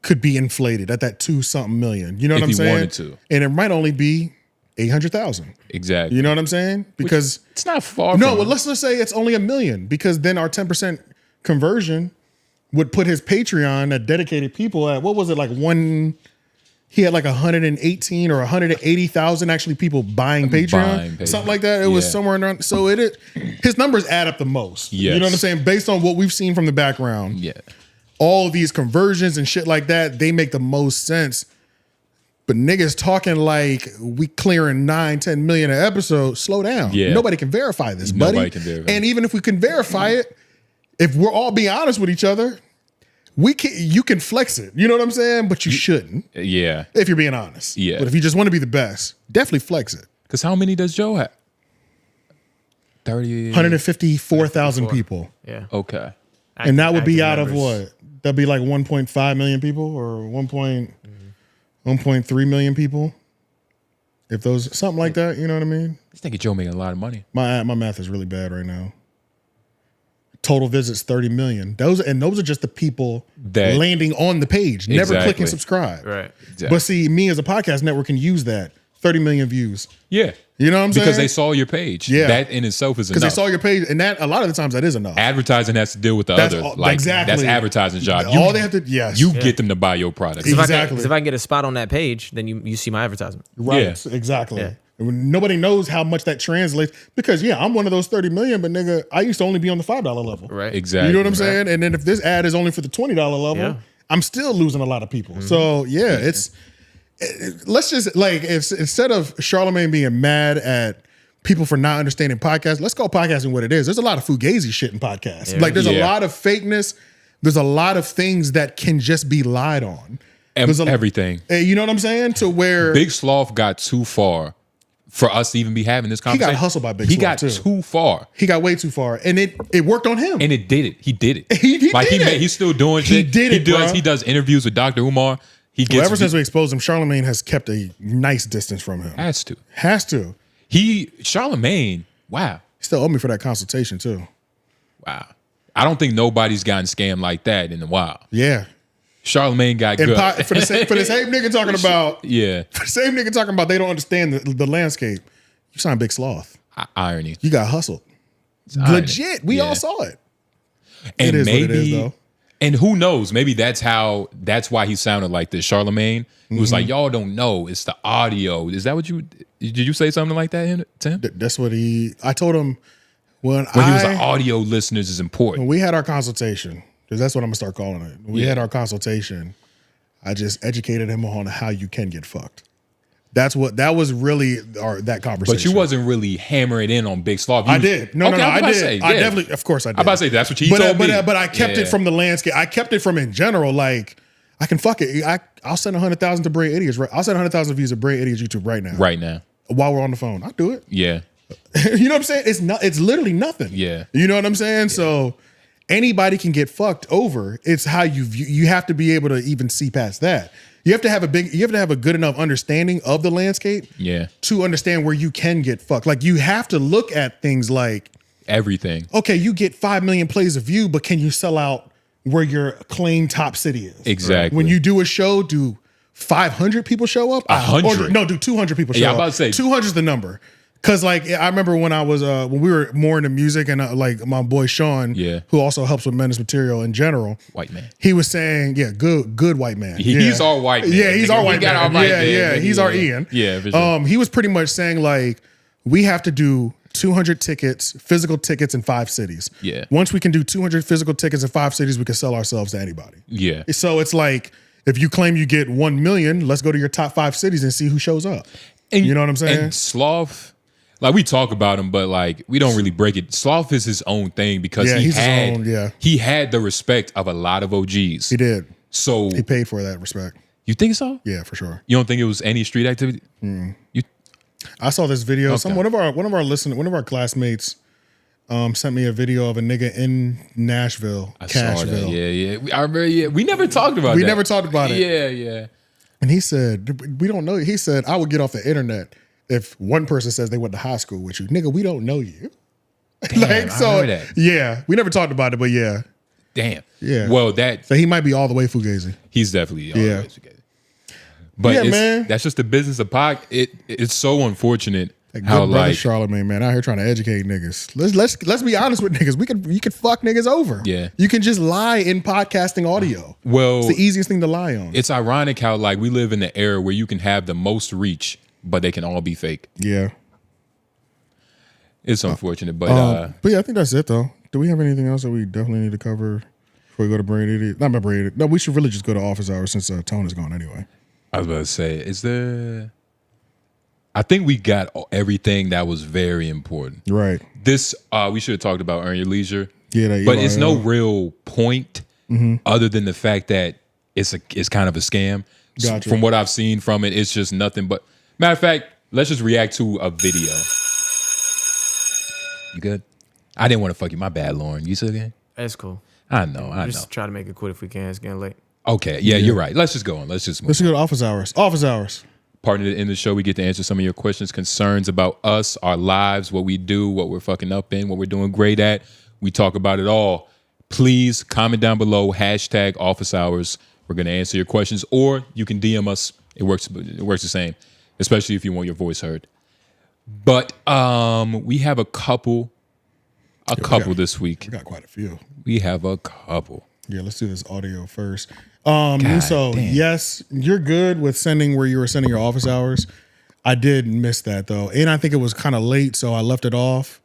And it might be getting late again. Like we might have to do it. But it was about Stephen A. Smith on it was Stephen A. Smith on 7 p.m. in Brooklyn. Yeah. I think it was him talking about going into the political space. Essentially, something like that. That one down here, you want to go there? No, because I think it's gonna take too long. We have so much office hours. Like I don't think. Yeah, we have a lot of audio, and so we might need to do that later. Keep Leak's face off this. We're saving you, brother. Want to play it? Yeah, I hope these are in order too. I hope they are, but we'll figure it out. Hashtag office hours. I know you niggas. Then I don't even know who the fuck Nugs is, bro. Why the fuck is y'all reacting to Nugs? That's some weird ass. When there is actually a more popular video from a creator, I'm sure y'all know, deleted, villain, whatever, blocked, whatever the page name is. He keep making new pages, new channels, and he keep doing the same shit, going on rants. He's a prominent hater, and he got on Potty Mouth's ass. You niggas bring up this. What the fuck, nigga? This is a media manipulation. What the hell is you niggas talking about? I'm not giving a fuck about that nigga Nugs. That nigga deleted, got on Potty Mouth's ass, nigga. Damn. Talk about that. React to that, nigga. Look, what are you talking about? And I know Potty Mouth y'all niggas, so y'all probably don't want to really get on a nigga that can really get on his ass. Oh, he said it. That nigga got on his ass, bro. Come on, what y'all talking about, bro? And let's talk about Potty Mouth. Potty Mouth's cool and all, but come on, when we gonna act like that? It wasn't some unprofessional shit, nigga. Like you niggas was I feel like you're doing a lot of the heavy lifting. I need to listen to that video because if he talked about Potty Mouth as bad as this, he did. Then, but the problem is, I didn't see it until after we shot the episode. I saw the Nug shit first for some reason. Yeah. I don't know why, but you it's know a why? I do know. reaction. No, I do know why I saw the Nug shit first because I searched it, but deleted. Something happened with his channel where he's got like 2 channels. He dropped the Potty Mouth shit on a different channel. It wasn't on Deleted's main channel. Yeah. Which is why I missed it and I didn't see it until after the episode. Then I was like, oh fuck. Yeah, but you're right about we should have covered Deleted over Nugs. You are 100% right about that. Definitely. And you also are right about him being our friend, but we try to keep it honest amongst everybody. Yeah, for sure. As best as we can. We only don't keep it honest around for certain people. But let's see. since we talking about Potty Mouth, damn. Since talking about Potty Mouth, all right, this nigga. So you niggas didn't y'all get mad because Mark didn't have his nigga moment or was being too much of a nigga? It was one of the two. Either way, I can't even make the argument you're making about Dom acting too much like a nigga. What's he talking about? Apparently, he's from what I've seen, this nigga snap because he want to be on State of the Culture. And then he said he thinks that State of the Culture needs to be destroyed because it's splitting the hip-hop culture because they only started the shit because it was for taking down Drake or whatever. Bro, for a nigga that is mad about being so heavily affiliated to Drake, he can't keep making these arguments. It don't make no sense, bro. And then let me make another question about, do we respect the legends that get respect from people that we care about? Like, I know we don't, AJ say he don't read no company man, journalism shit, but we respect that he's a journalist, right? If your favorite rapper said Joe is his favorite rapper, and most of y'all probably ain't listen to music, those listen. That's a good point. Yes. Automatically, too. What was the last thing? What was he saying? So basically, Nigga, the are first you drunk? You're slurring a lot. he dates white women. He doesn't have to talk proper. He's doing a lot of slur, like more than normal. It feels like White women love when we talk improper, so he's doing his job. Okay. But the first thing he said was, so Potty Mouth. We all know he loves Drake, but I guess he turned himself into a hypocrite by also. I don't know. I need to watch this fucking deleted video. But basically, Drake is a, Potty Mouth is a Drake, Drake fan, Drake chauvinist. Stan. Right. You know what I mean? Which everybody knows, and Right. that's no secret. Right, yeah. No. Like, there's some things, some topics that we are all just straight. It's one It is what it is. Right. But yeah, I mean, I even said that in the video. I was like, yo, Dom is too good for this. Like, and I don't know what Leak saw. But from what I seen, Dom was chilling. I could still tell, like, yo, you should not be putting yourself in these type of situations. Be doing this much, yeah. Like, especially if you claim to be the heir to FD Signifier's, little thing he got creating. And I'm saying that because that's what Dom be saying. But I don't even know if Dom put on there that he's the heir. I think Nugs was just mad that FD Signifier is giving Dom so many looks. Like he is going to be the next guy up. FD made, yeah. Yeah. Dom said that. Like, he was like, I'm FD's guy. Like, I'm going to be the next nigga. Oh, gotcha. And I believe it too. I mean, fuck it. Why not? But you do have to drop some habits. And one of the most important ones you got to drop is like that nigga habit. It's just like in us all, right? Just flashing out. I can see it in you. But yeah. This is just to finish off the last question I had. Do we respect our legends? Like, do we respect niggas that we have respect for? You know what I'm saying? Like, okay, if your OG respect that OG, you don't know nothing about that OG, the older OG, but you just see him and your OG keep showing him respect. Ain't you going to actually show him some respect? Ain't that? I mean, AJ talking about we don't gotta bow down. Why do you think just generally not being disrespectful towards someone is bowing down? Niggas not bowing down to the company, man. Niggas just not shitting on them for no reason. Just like, what's the dirty? Niggas just shit on them for no reason. Like, for what? Nigga, company man ain't bothering nobody. Why would you bother a nigga that's not bothering somebody? You know what I'm saying? That's not bowing down, AJ. I don't know what it is for you to, I guess you are a little bit older, so you just see them older niggas, you got the same thing that Potty Mouth got. He don't like them older niggas. They didn't show him respect, so he's just gonna reciprocate it. But you about to be the older nigga, so when them YN start smack you upside the head, just be like, oh, this is what I get, right? One, I would never, if a young nigga is starting to cook me, I would be happy, actually. You'd be like, I'm still in. That'd be fantastic. I wouldn't be mad. Also, he's spanking me for that take. You had already spanked me for that take. What take? Of like, where I was like, why do we have to like bow down to these niggas? You had already checked me on that. I don't remember what I said. You didn't check me, but you were like, no, you can't say that because then when niggas don't give you the same respect, you're like, you had already and I was like, okay, that's a good point. Like, I had already kind of relinquished that point. Yeah. But he was highly offended. He's spanking me again for that take. Because Leak likes the... He must have been mad he wasn't here. He would have went in on me. Oh, man. Leak he's a very respectful guy, but he also...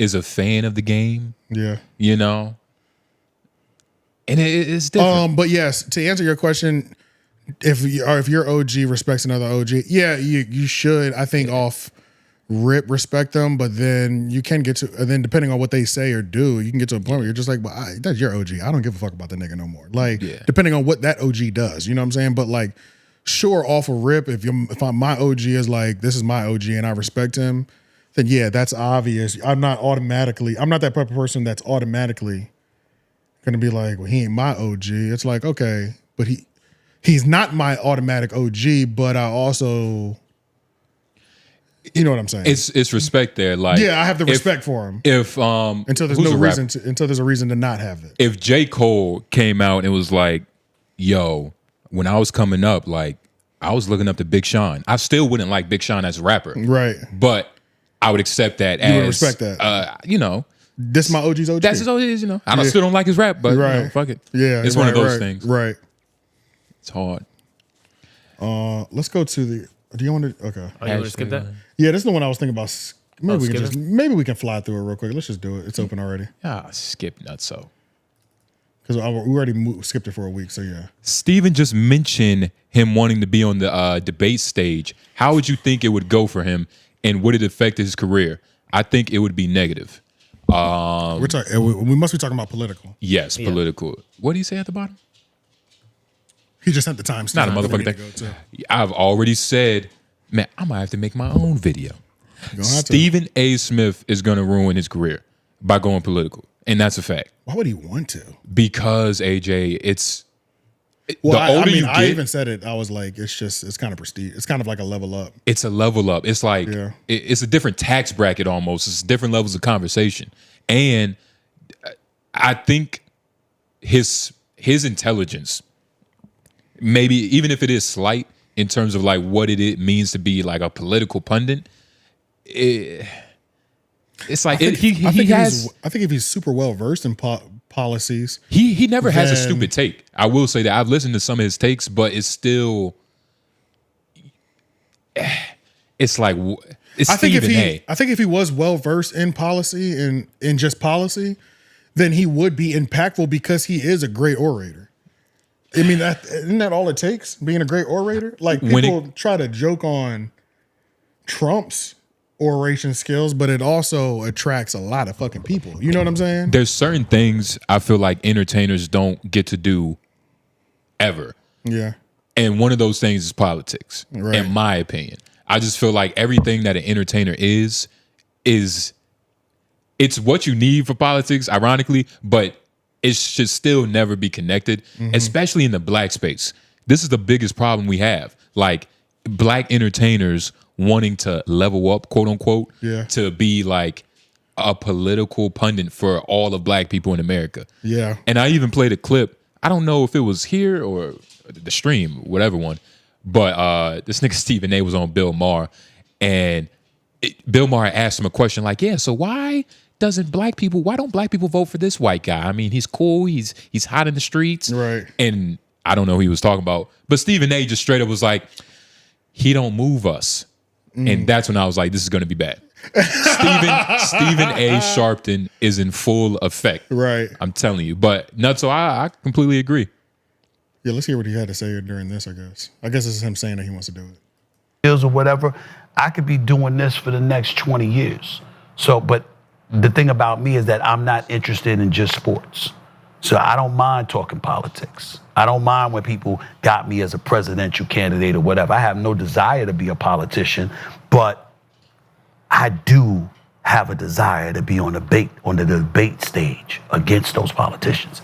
See, that's where the hard part is. Because again, I swear to you, I have no desire. I ain't trying to give up my money. I ain't trying to change my life and be an elected official.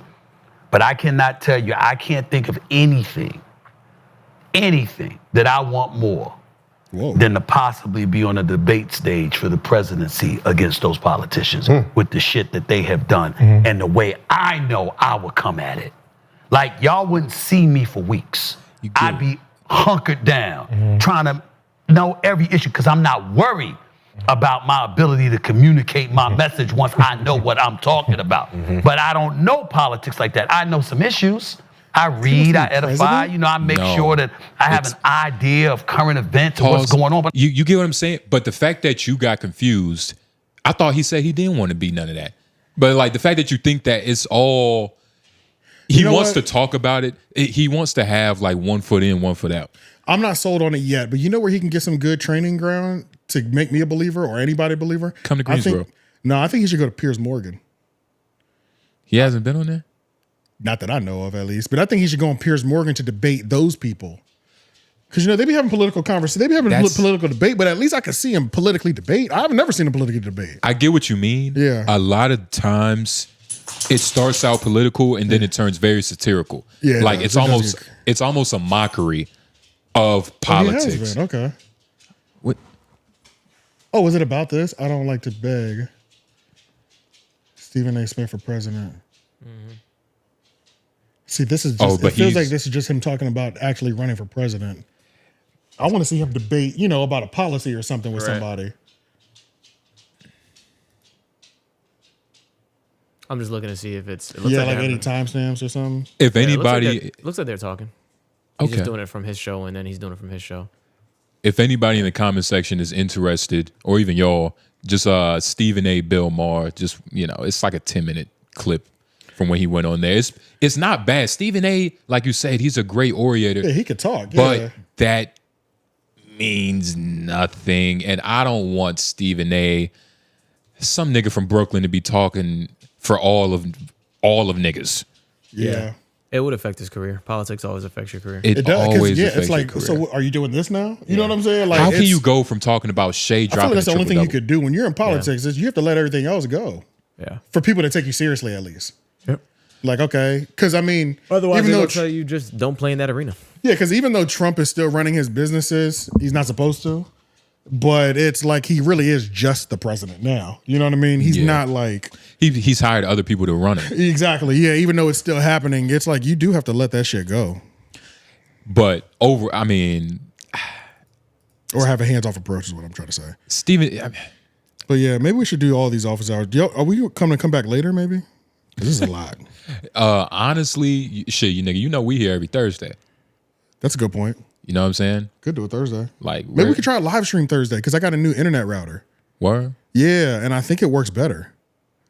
Fuck. And I kind of want to try out the live stream to see if it's laggy or buffery. Yeah. So maybe we could do that since y'all are here on Thursday. Does the Thursday work for you? I could make this Thursday work. It wouldn't be a consistent thing, but can we do it Friday? Yeah. But I can do this Thursday. What can we do Wednesday?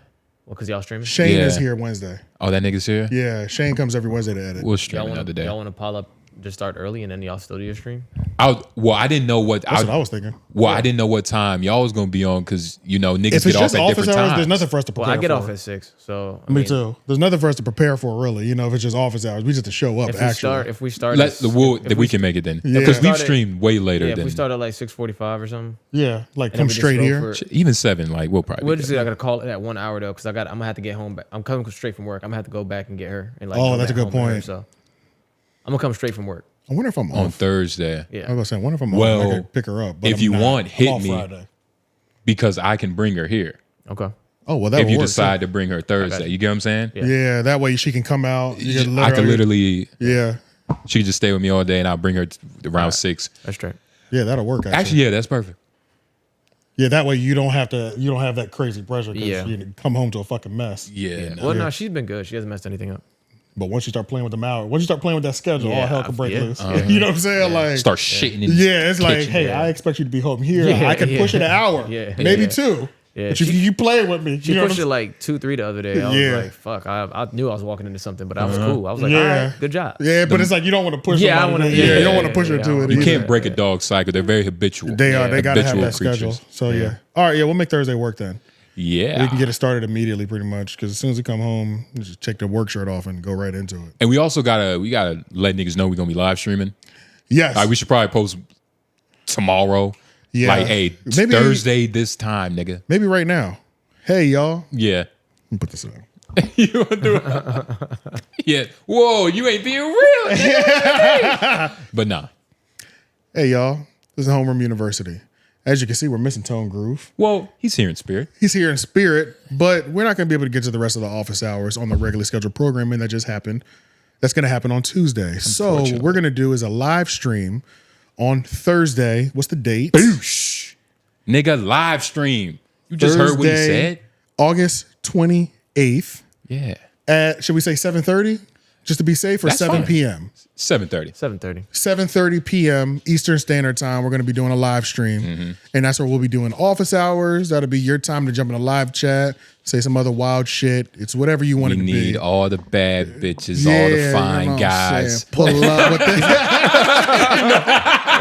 Wait, what? We need Why do we need them again? We need everything We Gunna need all want. classmates in attendance. You know what I'm saying? You know that Gunna video? We need all the fine Yeah, guys. yeah. But nah, for real, pull up. Yeah. We're going to have some fun. Live stream, new routers. So we're going to test the buffer to see if it's, because I know every time we've live streamed, it's like somebody's complaining that it's just buffering. So we need to see if the new routers are working. Yes. If it's a thing or not. So yeah, man, come peep us this Thursday, Come August chill. 28th, 7:30 p.m.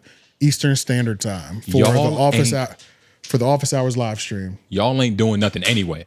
Yeah. Trust me. Yeah, There's nothing else going on a Thursday. Trust me. Besides us streaming in LOI. Yeah. But appreciate y'all. We love y'all. Please drop through, come through the stream. Yes. Y'all get the point. We tired. Oh. Of course. Give it a second. And then hit, yeah. Homeroom University, y'all. Y'all made it. J Nobles. AJ the Menace. God damn, wait a minute.